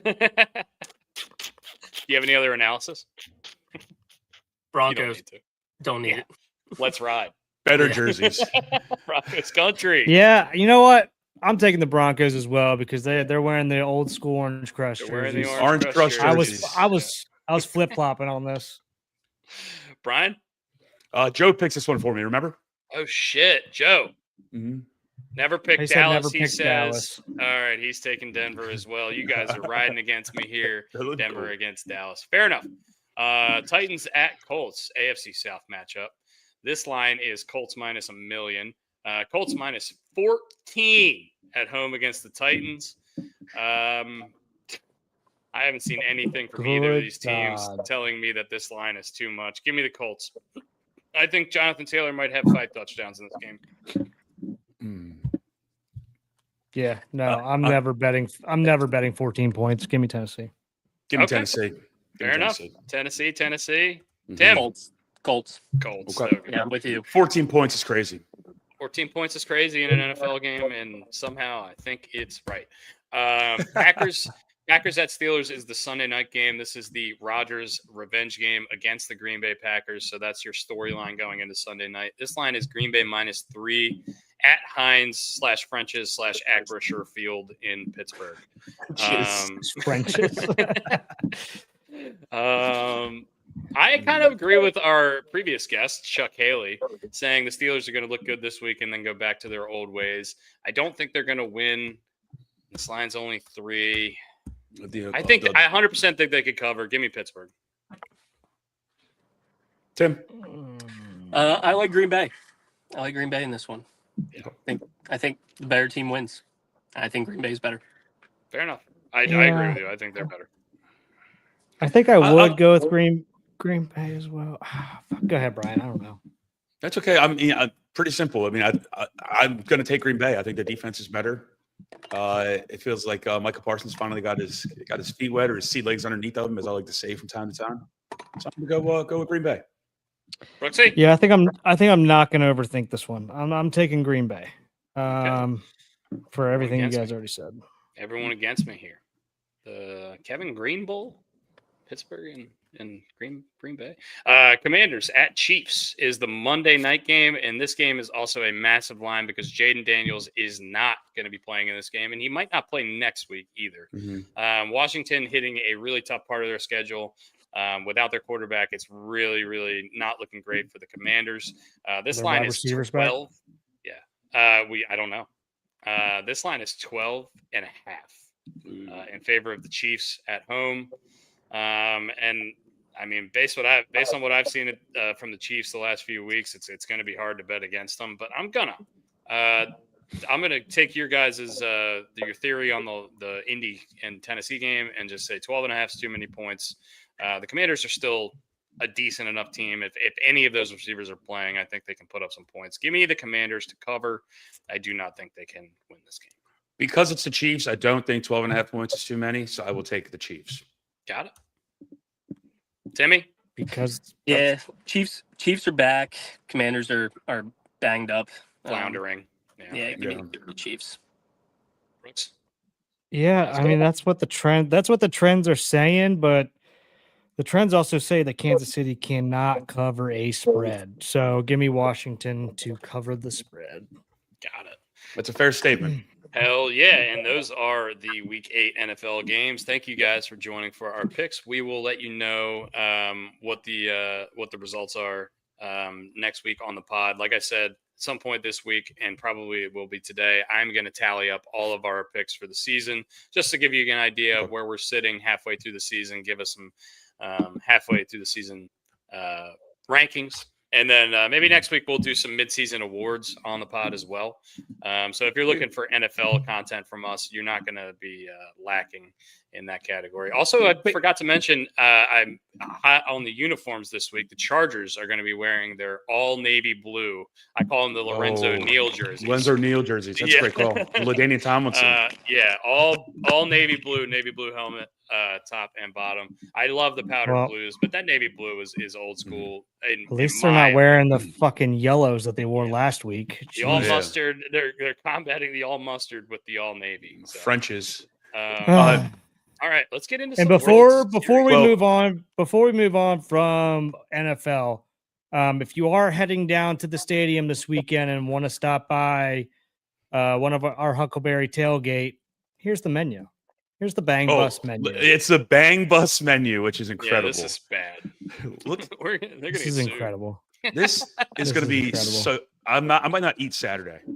This is actually a really, really good menu. I mean, I would eat probably 50 White Castle sliders at this tailgate. Oh yeah. Italian beef, always good. Brooks knows about Italian beef. Reuben sandwiches, I crush Reubens. God. So yeah, if you're around and you want to go visit, let us know. We'll give you the address. You can head on over there. Hell yeah. All right, let's move on to baseball. Before we do World Series, I want to ask a Tony question. Vitello? Yes. Okay. Do we like the hire, and do we think this could become a trend if he has success? 100% yes, and yes is my answer to the question. If you guys don't know, Tony Vitello, who was the coach of the Tennessee Volunteers, has become actually the first manager in MLB history to be hired as a skipper of a team without having any professional baseball experience. He was the head coach of the Tennessee Volunteers for I don't know how many years, but quite a while. His success there is ridiculous. He's over 60, 65, 70% wins. He won the College World Series a couple years ago. Buster Posey getting aggressive, hiring somebody straight out of college. I think this is a great hire for the Giants. I think he's going to do good. I think he'll translate well to the game. I think he's been one of the best coaches in college baseball for the last 5 years, 10 years. And I think it's going to go well. And to your second question, I think, do I think it will lead to more college coaches? Yeah, if he has success, 100%. I think we see trend lines in the NFL all the time.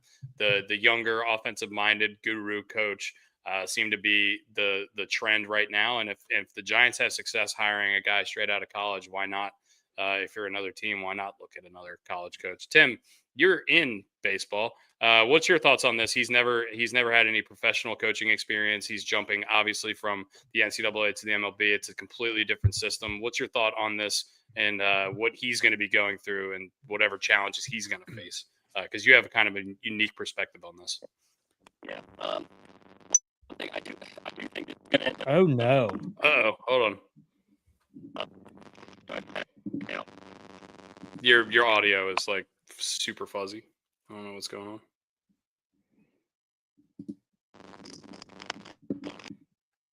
Uh-oh. Well, think he he's got gonna kicked out. join back. He got kicked He'll out. probably join back in. What a I'll tell good you what. question. And he's not even here to answer. I know. 'Cause that's a good question for Tim is what challenges is he going to face going into a locker room of professional athletes? Now, he might have even coached some of them or know sure. some of them from, Yeah. the Cape Cod League or something like that. So, but it's just kind of when you go in and you got some of these vets who don't know who the fuck he is. Damn. Uh-oh. Buzzy Wuzzy was a bear. Oh no! Damn, I really wanted to know what he said. Get off the Bluetooth, Tim. I don't know why that's This happening. is, Honestly, this is what happens when we do this show live, and we always do it live. It's a question we Always can gonna be ask stuff him like again at some point, down the road here. 'Cause it's not like the season starts tomorrow. Yeah. It does stink that we want to ask him some World Series questions because some of his former teammates are still playing in the World Series. Mhm. And he happened to be in the World Series last year for the Yankees. Chauncey Billups and Terry Rozier have been put on immediate leave from the NBA following their arrests. This via Lara and Shams Charania, who, no offense to Lara, is probably a better person to listen to on this. Joe Racky says, bye-bye, Tony. Joe Racky is our resident Arkansas fan, and Tennessee has been kicking the shit out of everyone in the SEC in baseball for the better part of the last 10 years. Partially as a result of Tony Vitello and his coaching prowess. So I think this is a great hire. Brooks, what are your thoughts on it? I mean, it's hard to say. Who knows? I mean, I think it could work out. I hope it works out. This could be genius. I mean, obviously, if it doesn't work out, he's going to look like an idiot. I mean, it's just hard to say. I don't see why it can't translate. I understand like it's a different game in terms of how you handle the pitching staff, but that's pretty easy to extrapolate to figure out how that's going to work. It's a different game in terms of like there's 162 games dealing with adults instead of kids. A whole lot that goes into it, but I don't see why. I mean, if he feels this strongly about it that he's going straight to this guy and nobody else, right? I don't see he should be fine, and I'm kind of pumped about it. I hope it does work because I'd love to see Tim Corbin from Vanderbilt come up somewhere. I agree with you. I'd love to see like the old Mississippi State coach go somewhere. There's a couple Would you guys like that to see Augie Garrido back? Augie Garrido. I knew it was coming. I knew that was coming out at some point. Well, he's dead. But so I know. Well, yeah, you have loved it. You really loved to see I'll say this: open the door in the future for potential of that. Yeah, the game is still the game. All right. So I know that's great analysis, right? I mean, a baseball game is still a baseball game. The first thing that came to my mind is a college baseball coach deals with a lot of doubleheaders, especially on the weekends. So you're going to manage differently when you have a double dip. Now, look, are there double dips in major leagues? Yeah, but not every weekend. So that's the first thing that came to my mind for some reason. Yeah, I mean, I think there's going to be a lot of that. And there's a lot more games. It's a lot more grueling, a lot more travel. I'm sure it's not contained to one area of the country. So there's going to be that kind of stuff. But I mean, as far as managerial stuff, I think, look, the way I looked at it is if I was, and I'm I'm a fan of a team that needs a coach. I'm an Oriole fan. If the Orioles made this hire, I would be ecstatic. So I think if I'm a Giants fan, I would be happy about it. I understand some people are cautiously optimistic or even against this because he doesn't have professional baseball experience. But in my opinion, I just feel like he's young enough. He seems to relate to the players well enough, and he has a history of success. So I mean, give it a shot. Yeah, I was thinking about this the other day. Maybe it was yesterday. Why do fans get excited about a coaching hire when they have no fucking idea about? Because everyone wants to have an opinion and be either right or everyone wants to be right at the end of the day. Like because I was thinking about this like as a guy who's playing on the team. People like the unknown, Brooks. People like the unknown. Why do NBA players get drafted? I mean, they draft the potential, and people like the unknown. And it was just stupid because, look, if Franz Wagner's name was Frank Wagner, and they would be like, "Fuck that guy." and now he's really damn good in the NBA. Yeah, it's just like I'm sitting here thinking about it, and I'm like, none of us have played for this guy. We don't know anybody who's played for this guy. We don't know his coaching style. We've never been in a locker room with him. We've never played a season with him. And this goes for any sport. And like we go and hire a guy based on like as a fan, we know nothing. We absolutely we just know success and not like has his teams won? Have they not won? And that's really it, because like you can sit here say he's a young guy and he relates to the young guys, but what if he's like an older style head coach? Like, Maybe I don't know. I have no idea, right? I mean, there's just so many unknowns. And like I started with baseball just because like that's where we're all kind of in tune with, right? But like I started going to football and wherever else, and even like Maryland basketball, and I'm like, oh, I love the Buzz Williams hire because and really the only reason is because he wins everywhere. I don't know if he's a good strategic coach. I don't know if he's a rah-rah guy. I don't know if he's a good leader. I don't know anything about this dude. And like, it's just so funny that we give our opinions. And it's like, I have no fucking idea. I can't really have an opinion because I don't know anything about the guy. I like it because it's different. Same. It's something that hasn't been done before. And I'm excited for it. I'm excited for it. We're going to try to bring Tim back in. He's going to try to do audio, even though his audio is the issue. Timmy. Yeah, you got me? There he is. Yeah, we got you now. We're still talking about Tony Vitello. What the question still remains basically, what do you think his transition will be like going from college to the MLB with no professional experience, and how do you think it'll be challenging for him and what have you, and you don't have to project success or anything. Just what do you think is going to be his experience moving? What's going through your head right now about it?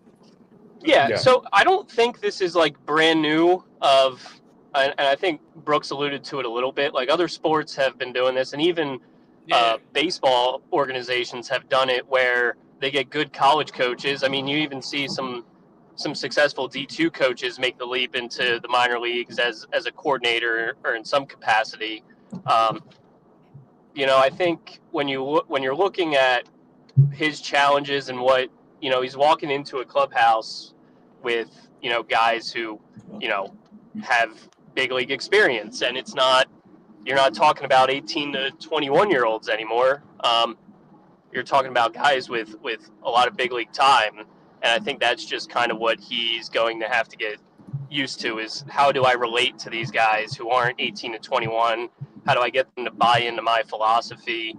I think a lot of what managers have, are being judged on is how well do they command the clubhouse, and how much do they relate to the guys in that clubhouse and what they're going through.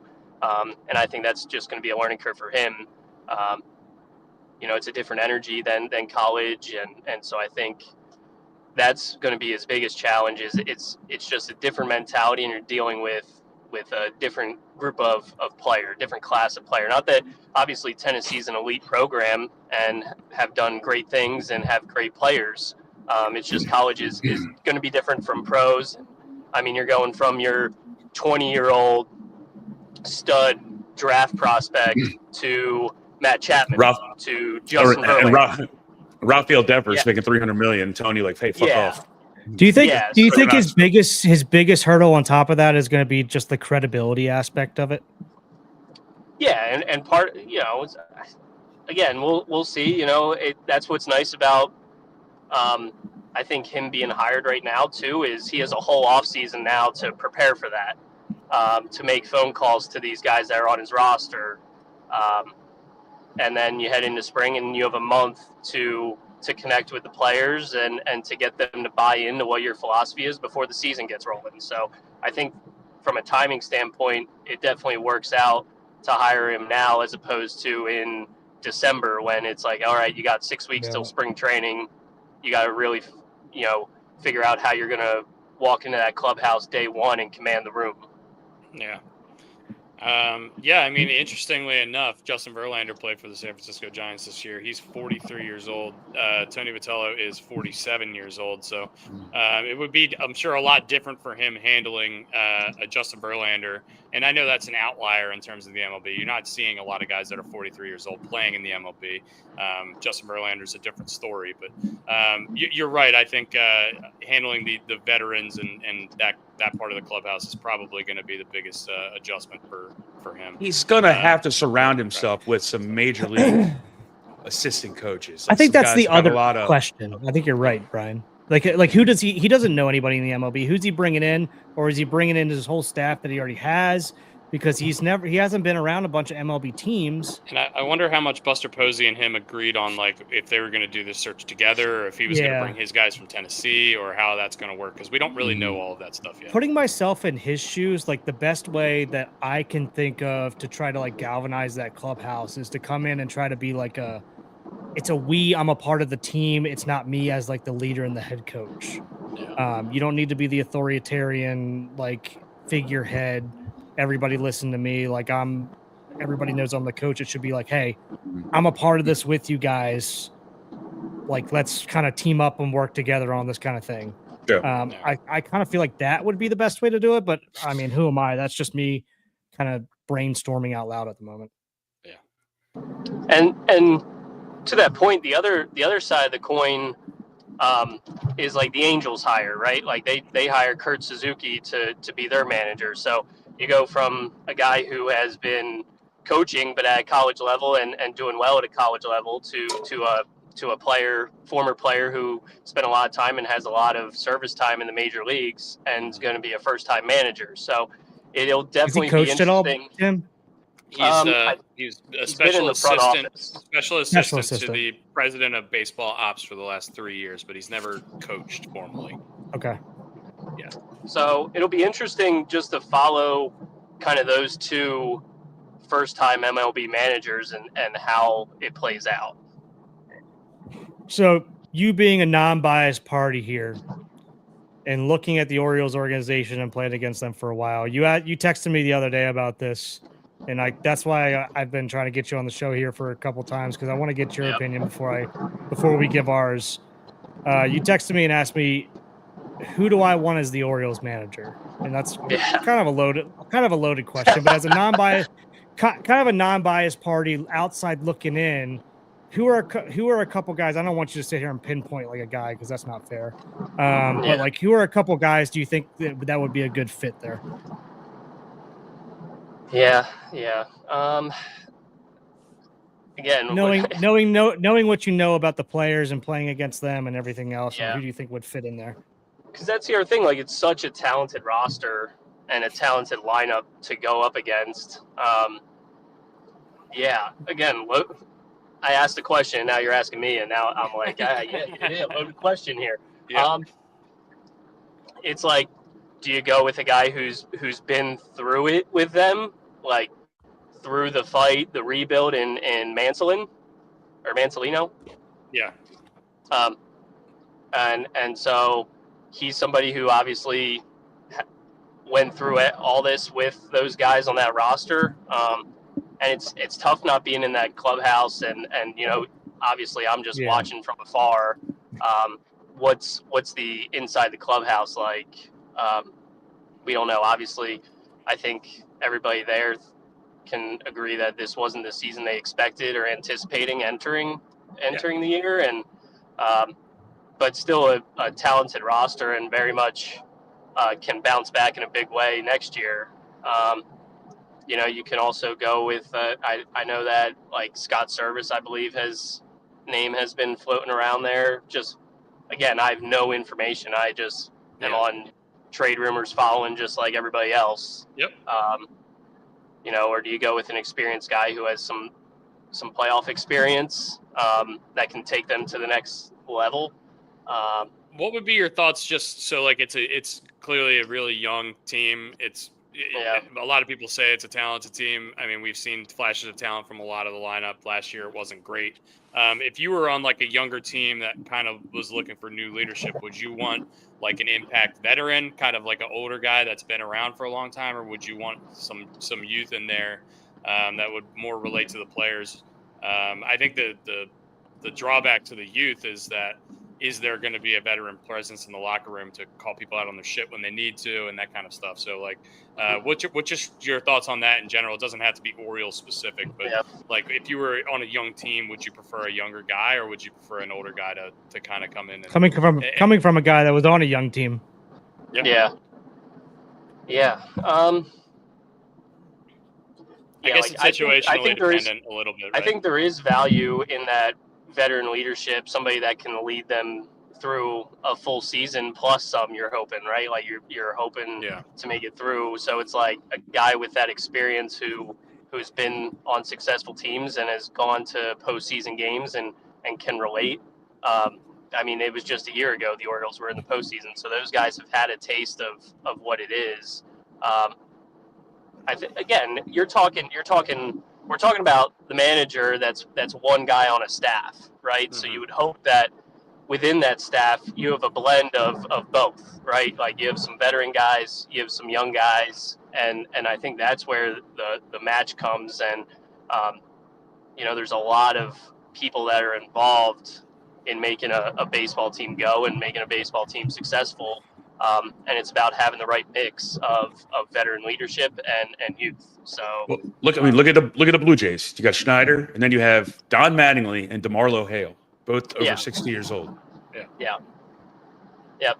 I mean, they were calling for John Schneider's job for a couple of years in a row before this, so things changed pretty quickly as well. Yeah, to answer, and we've talked about it on the podcast, Tim, is I want a younger guy. I want a younger guy who's got Major League Baseball experience. So the Ryan Flaherty's of the world, or no, he's not the youngest of people, but as we talked about, I mean, anybody, Mark DeRosa. As far as MLB managers go, though, like anybody under 50, I would consider probably a younger hire, right? Like even Vitello is 47. I would consider him a younger guy. As far as just the history of MLB coaches, usually older guys. And I know the trend's going the other way. So it's different, but I don't know. I've been saying from the beginning, I want Mark DeRosa. I don't necessarily even know if he's a good baseball coach. I know he just coached in Team USA and he's on MLB Network, and I just like a lot of the things that he has to say. I think he brings good energy, but I mean, at the end of the day, I'm not the one making these decisions. I'm not interviewing these candidates. So I really don't know what they're bringing to the table. Like Brooks said earlier, we don't really know what the fuck we're talking about until we see the product on the field. So we can speculate as much as we want, but I mean, we can always say what they're going through a due process for a reason, right? And I agree with that. And if they make a hire that I'm not exactly excited about, then I would say something. I'm sure there's been hires in the past in multiple sports, but I've been like, this is going to be bad, and sometimes it's bad and sometimes it's good, and that's what a sports fan is. Being a sports fan is trying to figure out. I'm excited for Tennessee. I'm excited for the Tennessee coach in San Fran. Am I. Yeah. And I've always kind of said this, and again, like you want somebody it's such a long season, right? Like you're going to go through a lot of peaks and valleys with it, but at the managers take a lot of heat.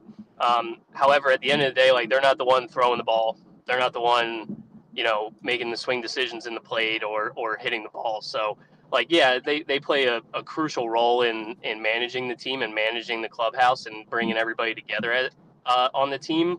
But I've always kind of said managers take a lot of heat for stuff that I think falls on the players at times, where that's every sport. Example, like manager, is can be ridiculed or out in the media doesn't like him. But he's not the one, calling the pitches. He's not the one executing the pitches or even swinging the bat. So, that's where it's, being a manager somewhat an unfair job is you put a lot of trust in your team and your players, and if they perform, you look great. Yeah. Look, I think most of the time, if you're a manager, it's kind of a lose-lose job in that situation because if you're winning, the players get all the credit, like, oh, Gunnar Henderson's great. And if you're losing, it's just like, oh, we needed some head to roll. So I think that's just like a difficult part of being a manager. Or it's the Sunday punt 2025. lineup, remember? Yeah, the Sunday punt lineup where we play like the four bench guys on the team that never get to play, and put up everyone's 12 just runs. like, why are we playing this lineup? And then they score 11 runs and then they win. It happens a lot. Never heard that term before. I like that Sunday punt lineup. Yeah. All right, World Series time, boys. This is our Super Bowl. Starts tomorrow. Here we Timmy, go. I don't want to keep you forever. I don't know what your timeline is here, but just if you want to give us some quick thoughts on the World Series, I know you're a former Toronto Blue Jay. Are you rooting for your former teammates? I'm sure you are. And what kind of chance do you think they have matching up against this powerhouse Dodgers team? Tim, before you answer that question, watching them celebrate to win the ALCS, what is that clubhouse? It looks like something out of a John Wick movie. I mean, it's dark lights, strobe lights going everywhere, champagne being like that. Looked crazy. What the hell is that? So I obviously never got to experience, like, I did go to postseasons there, but they just fully renovated the whole clubhouse and everything in 24. So I saw the clubhouse. However, I never saw that room. And apparently, I think they have a separate room there. Again, I wouldn't know. I haven't been back since I left midway through last year. Yeah.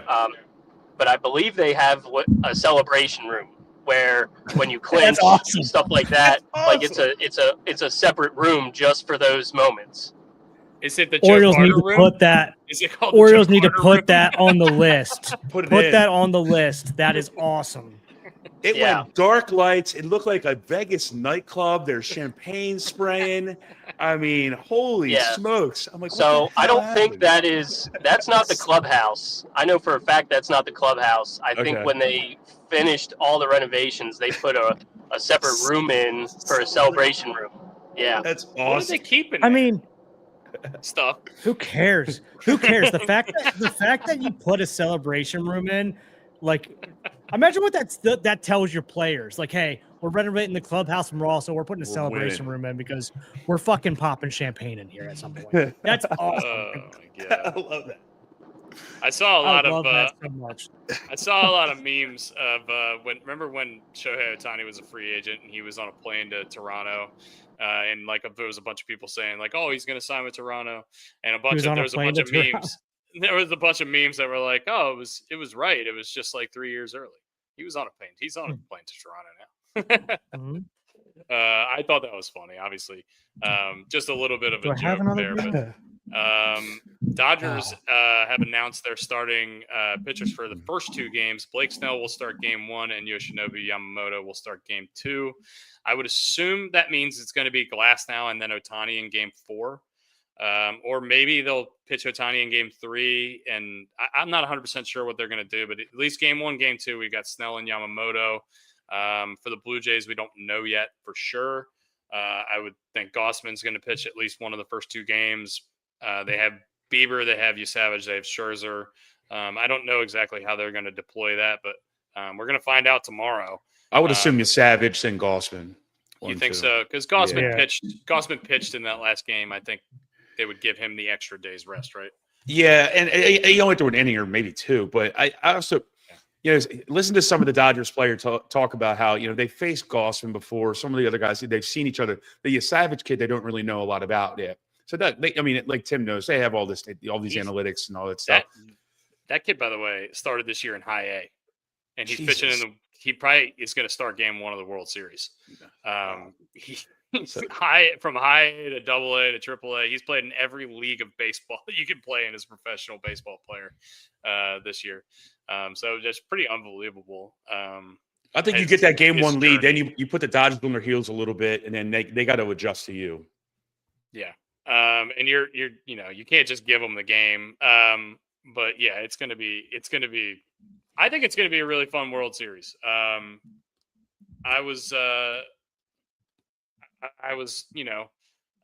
cautious about the Dodgers being in the World Series every year, but also they're the best team. So maybe they deserve it. And maybe it's good for baseball getting familiarity in there, especially when, Shohei Ohtani is the best player on the planet, is on that team. And he's doing stuff like he did last week. So I'm really excited. If you guys want to go like group by group position wise, we can do that and like kind of break down each area. I don't know how much time Tim has left on here. I don't want to keep him, but if you want to stay, Tim, you're more than welcome to come. Keep chilling with us and talk. But if you got shit to do, we totally understand that as well. But I mean, just like first baseman showdown, Freddie Freeman or Vlad Guerrero. I mean, Vlad Guerrero's had one of the best postseasons we've ever seen. Freddie Freeman has been in the last 5 to 10 years one of the clutchest, most like reliable big game players in MLB. I mean, we're already splitting hairs on who would you rather have, and then you can go all the way around the diamond doing that kind of stuff. But so what are we doing? What are we doing here?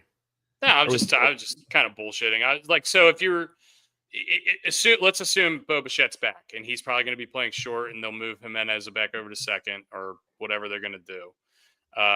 Which infield group are you taking? Are you going to take the one with Freddie Freeman and Mookie Betts? Or are you going to take the one with Bo Bichette and Vlad Guerrero, the younger crew?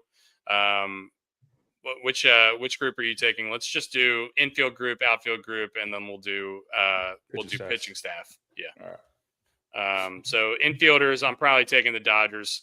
I just want the veteran leadership, and I know Vlad's been going crazy in this postseason, and he deserves all the flowers that they're going to give him, and he deserves every single dollar that Toronto's going to pay him. He's going to make that city a lot more money, and that ball club a lot more money than they're even paying him.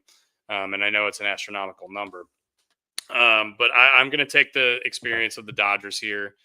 Take Freddie Freeman and Mookie Betts, 2 first ballot Hall of Famers, in my opinion. Yep, I'm with you on this. The Dodgers. I'm taking the Dodgers because of everything you just said. Brooks, Sam, are you splitting? Sure. I don't know. It's hard to say. Yeah, I guess so. I mean, we don't have to break down the matchup like this. We can break it down in some other way. If you want to do pitching matchups, like we're assuming it's going to be Savage and Snell. Sorry, go ahead, Mesa. No, Sam, give us your thoughts. If I could chime in, and then I really think like this matchup probably comes down to what the Jays have done all year, and that's like contact. I think if they don't swing and miss a whole lot, they put the ball in play a lot, and then they have some guys with some thump where it's like if you make a mistake, obviously like we're talking 2 really good teams. I mean, I think the thing that the Jays have hung their hat on is they make a lot of contact, they work at bats, and when they do get on base, they have enough speed to cause a little bit of chaos out there. So I think really what it comes down to is Toronto's lineup and their ability to make contact and put some pressure on the Dodgers hitters or the Dodgers pitchers. And I think this Dodgers staff obviously has elite stuff. Not that the Blue Jays staff's anything that's disappointing. I think their staff has been great as well. It's just a matter of this can the Blue Jays hitters continue to do what they've done all postseason and all year, and that's continue to make contact, not strike out a whole lot, work some at bats, and kind of get into the Dodger bullpen and see what happens. Yeah, and I think it's going to need to come. I'm not saying that Vlad's going to have a bad series or anything. I just think it needs to come from the bottom of the lineup needs to pull their weight as well, and they did against Seattle. Not in the first couple games, but they got hot. Barger and Clement were having good at bats, and guys down in the lineup a little bit further. Andres Jimenez had a huge home run, and actually had just a huge couple games for them in the CS. I think the guys down the lineup are going to have to do it as well as the guys at the top.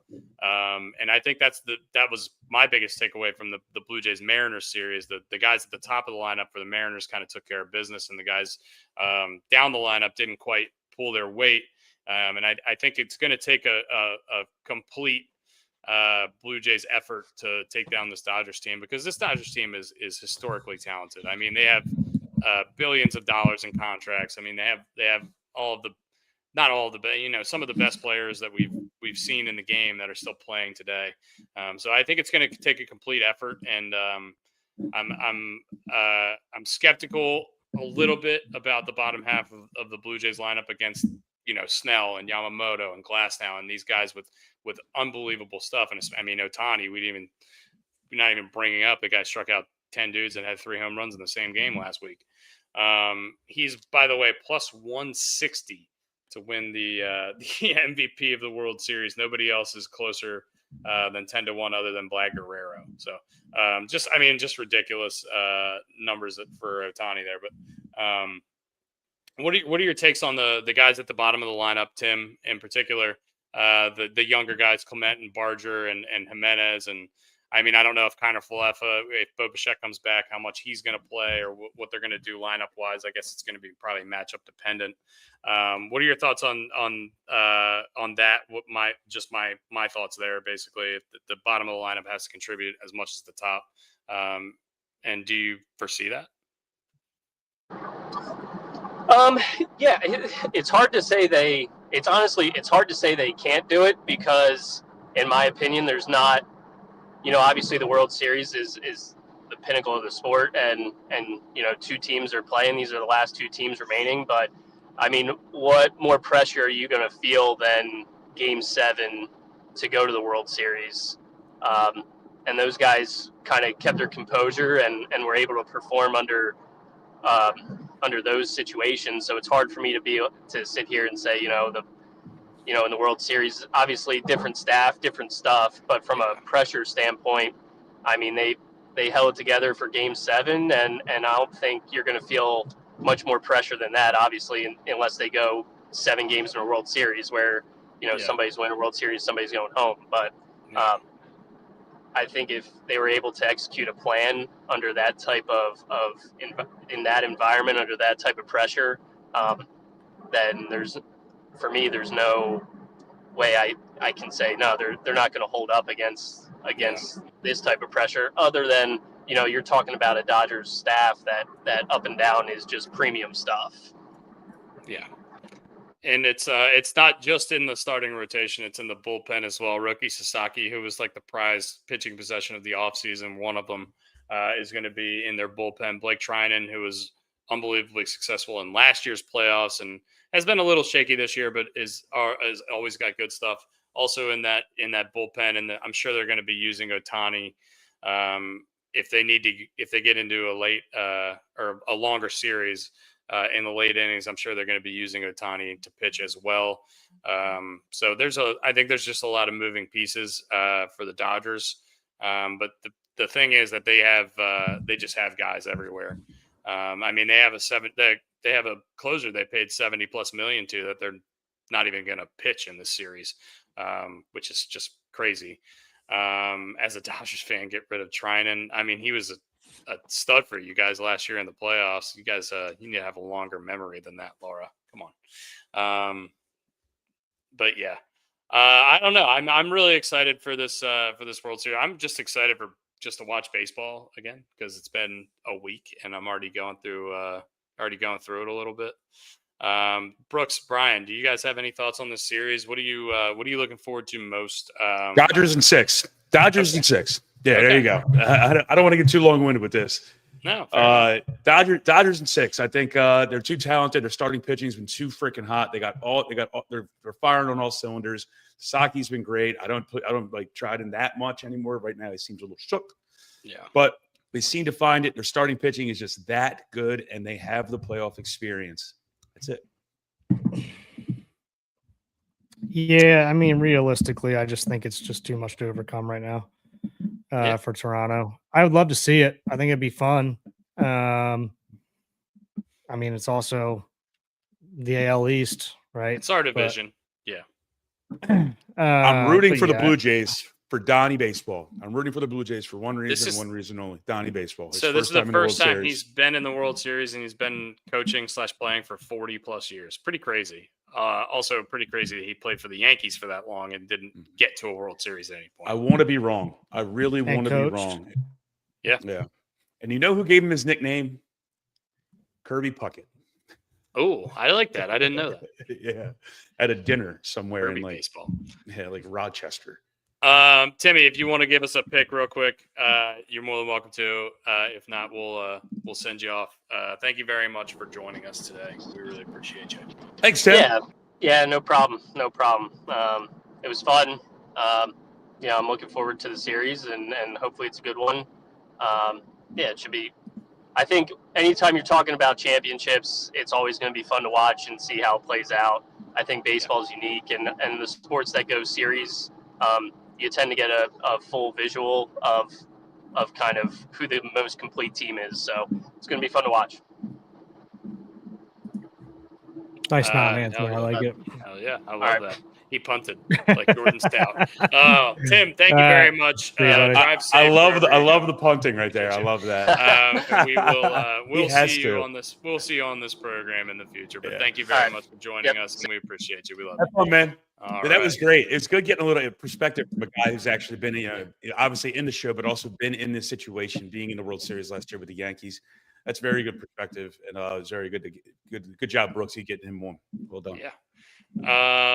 Some other. We'll keep talking about the World Series a little bit, but I just wanted to show you guys some baseball stuff that I've seen during this podcast. That made me a little bit excited. The Frederick Keys are back. They're back, they've baby. Come out with their new logo. I think I dig that. It looks like the OnlyFans logo a little bit on the right there, so I don't know about that, but it's really cool to see the Frederick Keys back. They're going to be the high A ball club affiliate for the Orioles. I guess they're taking over for the Aberdeen absence, right? And we kind of, I think we all kind of knew this, right? But this is the first time we've seen the logos. They were high A before. No, but I know, but the Aberdeen is no longer affiliated with the Orioles, so they're taking over that slot, right? That's what my assumption would be. What in the hell is that little creature in the bottom right hand? I don't know. It's a key. That's not it. Okay. I don't know. But either way, I just wanted to put that on there. It's all right.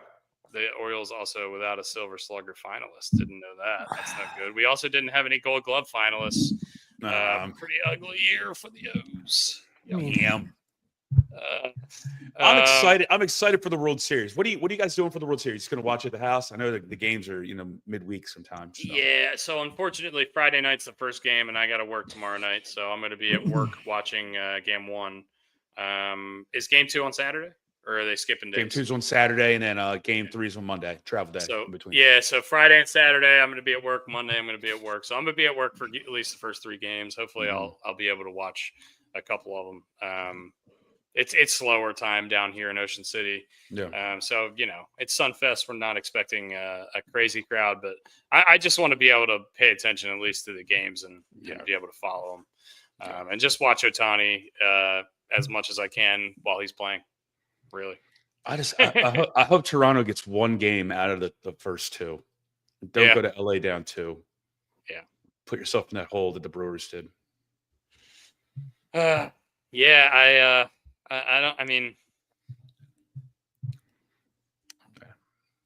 don't know.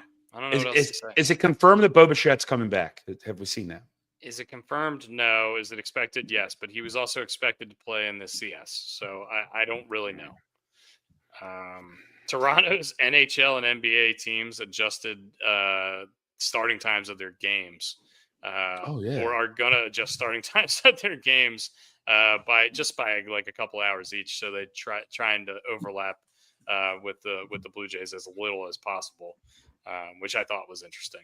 I wish honestly more teams would do that. I wish the Orioles would have did that for the. We saw Ravens. Seattle the other night. They unfortunately lost in Game 7 of the ALCS, but that same time the Seattle Seahawks were playing on Monday Night Football, and there was a ton of people in the stands watching on their phone. We talked about this last pod. So, something we didn't mention about the Kurt Suzuki deal: only a 1-year deal with the Angels. So. I guess kind of a prove it deal. Interesting. Usually when you see these new coach hirings, it's like a 3 or 4 year deal. So I thought that was interesting. I don't know what exactly they're looking for there. But I just thought that was an interesting thing. Also, Lou Gehrig's final home game with the Yankees. The jersey just sold at auction for $2.7 million. I don't think it's signed by. It's not signed by Lou Gehrig. It's just the jersey. Still pretty cool though. Anyway, that story that Dan Patrick tells when he went to go interview Joe Carter when he had already hit the home run to win the World Series, and it was a couple years after. I think he might have been playing for the Giants or might have been playing for the Orioles at the time. He went to his house to interview him for something, and he asked if he had the ball. Dan Patrick asked Joe Carter if he had the ball, and he pulled it out of one of his kitchen drawers. He was like, "Yeah, here it is." Hey, what? Oh, you could put that in a display case in Cooperstown, and he had it in like a kitchen drawer, probably with like a bunch of butter knives. His junk drawer. Junk drawer. Yeah, everyone's got a junk drawer. Mine's got like Chinese menus. He played bottle openers. Played a half a season for the Orioles in '98. I didn't know that. Yeah. Give you either of you $5 if you can tell me where Joe Carter went to college. Auburn. No, I'm going to go Tennessee Chattanooga. I'll give you a hint. It's going to be a shocker. Wichita State. Wichita State is correct. He's from Oklahoma City. Didn't know that. Drafted by the Cubs. A lot of good baseball down there in Oklahoma. Yeah, Mickey Mantle's from there. The holidays. Yeah, the holidays. That's right. Unbelievable. Yeah, I'm looking forward to it. I'm really looking forward to it. Damn. Yeah. Monday, I'm not going to be able to watch a game. I'm watching Uncle Buck. I know that's so random, but you're not watching the game. You're watching. No, I met with Justin Kiss the other day, one-on-one, so kind of chatting and BSing, and we just having the boys' time. And he's like, "I've never seen the movie Uncle Buck," and it just hit me. And he's like, "You want to come over to the house and just have an Uncle Buck night? Me, you, a couple other boys, get some food, drink some beers." I'm like, you know what? Perfect. I'll do it. I have no problem. I'll sacrifice Game 3 of the World Series for this. That's awesome. That sounds. I love Uncle Buck, so I'm interested in that idea. He's never seen it. Get in your mouse. Quickly, we're going to wrap up here, guys, shortly. We're quickly. I'm just going to go through the World Series MVP odds just so you guys can hear them. Shohei Ohtani is +160. Vladimir Guerrero is 6-1. After that, it's a big drop off. George Springer 11-1. Freddie Freeman 14-1. Mookie 15-1. Teoscar 19-1. Teoscar Hernandez. Yeah, there's some pitchers on here. You don't normally see a pitcher get it unless they had two dominant starts or if they play 3 games somehow. It doesn't happen super often, but it's certainly. It's precedented. And then some guys down the board. Tommy Edman, who's a guy who's been performing for the Dodgers in the playoffs for the last 2 years, is 40-1. That's a guy to bet right there. Yeah, he's those kind of guys are the guys I would look at. If you like the Blue Jays, maybe Ernie Clement or Addison Barger, just these or Andres Jimenez, guys are going to play in pretty much every game of the series. And it's baseball. Anything can happen. One of these guys could just have a crazy 4 or 5 game stretch that wins them the MVP. We've seen it with Steve Pearce. Jorge Soler won World Series MVP. A lot of lower tier guys have won World Series MVP. So just if you want to make a bet, maybe you don't have to go with Ohtani. If it's not like football where if the Chiefs win the World Series, Patrick Mahomes is going to win the MVP. He's going to win the It's not like if the Dodgers win, it's not like Ohtani's definitely going to win. Chiefs win the World Series, that'd be nuts. That'd be wild. Whatever. You know what I meant. Sorry. But also, Patrick Ricard playing is practicing. Yes. Oh, I like that.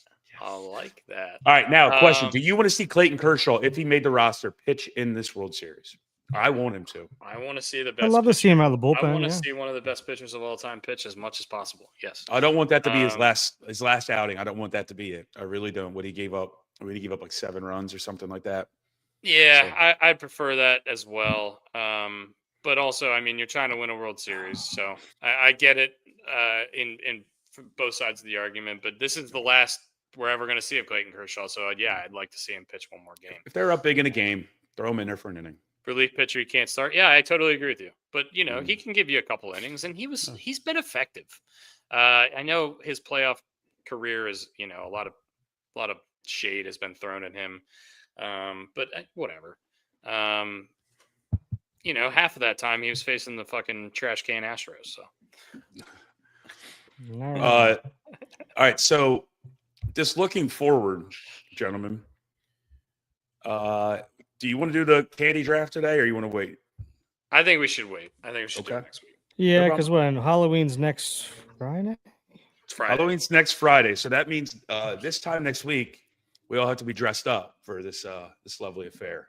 Mm. Get your costumes ready. Get your costumes ready, boys. Get your popcorn ready. The Stooms. So next Thursday is Halloween episode, Halloween Extravaganza 2 Electric Boogaloo. Electric Boogaloo. Well, last year I was an alligator. What were you guys? I forgot. I was a pumpkin. A pumpkin? I don't remember what I was.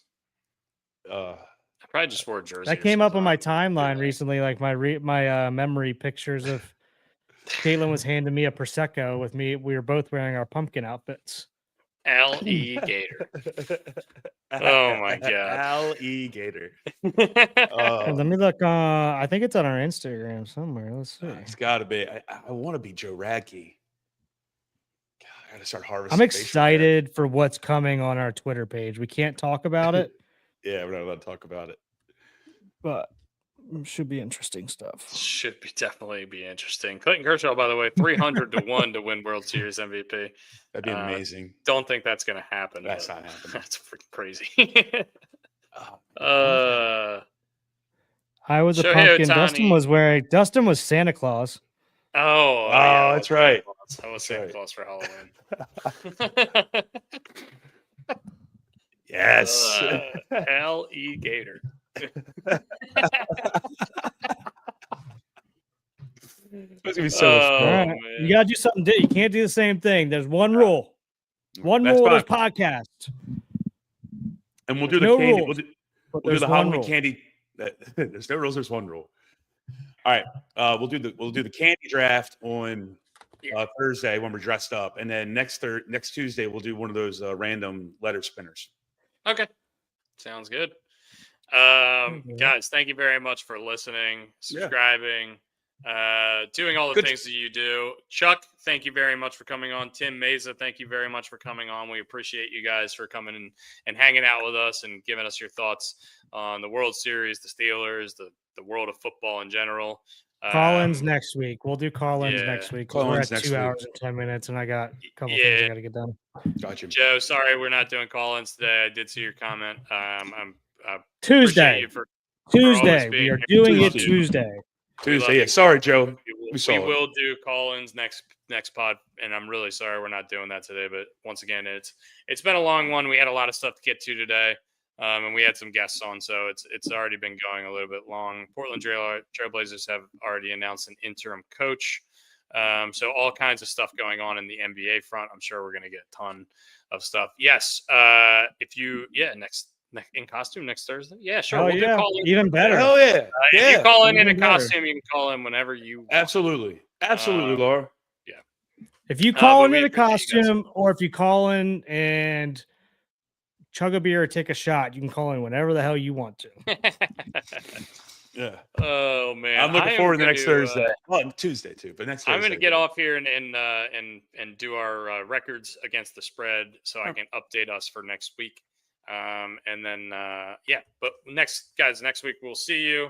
Hopefully the World Series is fun. Hopefully this football game tonight is going to be a lot of fun. Carson Wentz usually makes it fun. Either in a good way or bad way. Most of the times in a bad way. He's a roller coaster. Of emotions. if you're a fan of that team, yeah. Yeah, that's for sure. General Hospital quotes. The 6 teams that he started a game for in the last 6 years. I'm sure you know all of the Carson Wentz stuff that you need to know. Yeah, really. Good show today, boys. That was a lot of fun. Everyone have a good weekend, all right? By the way, I didn't give a prediction. Dodgers in 5. Brian said Dodgers in 6. Brooks. Dodgers in 6. Dodgers in 7. I'm not going to be the same. Okay. Everyone's on the Dodgers, and with good reason. And Andrew, Jimmy, George, I'm sorry, I'm rooting for the Blue Jays. I want Don Madden. I'm rooting for the Blue Jays too. I just think it's going to be too much to overcome. I am with Laura here. I'm rooting for the. I'm with Laura. I'm rooting for the Dodgers. I'd rather see Freddie and Mookie and Shohei win than the Blue Jays. I don't like the Blue Jays. Sorry. Okay. Hey, fine. It is what it is. Fuck you, Jimmy George. Oh, I don't know. See ya. Later.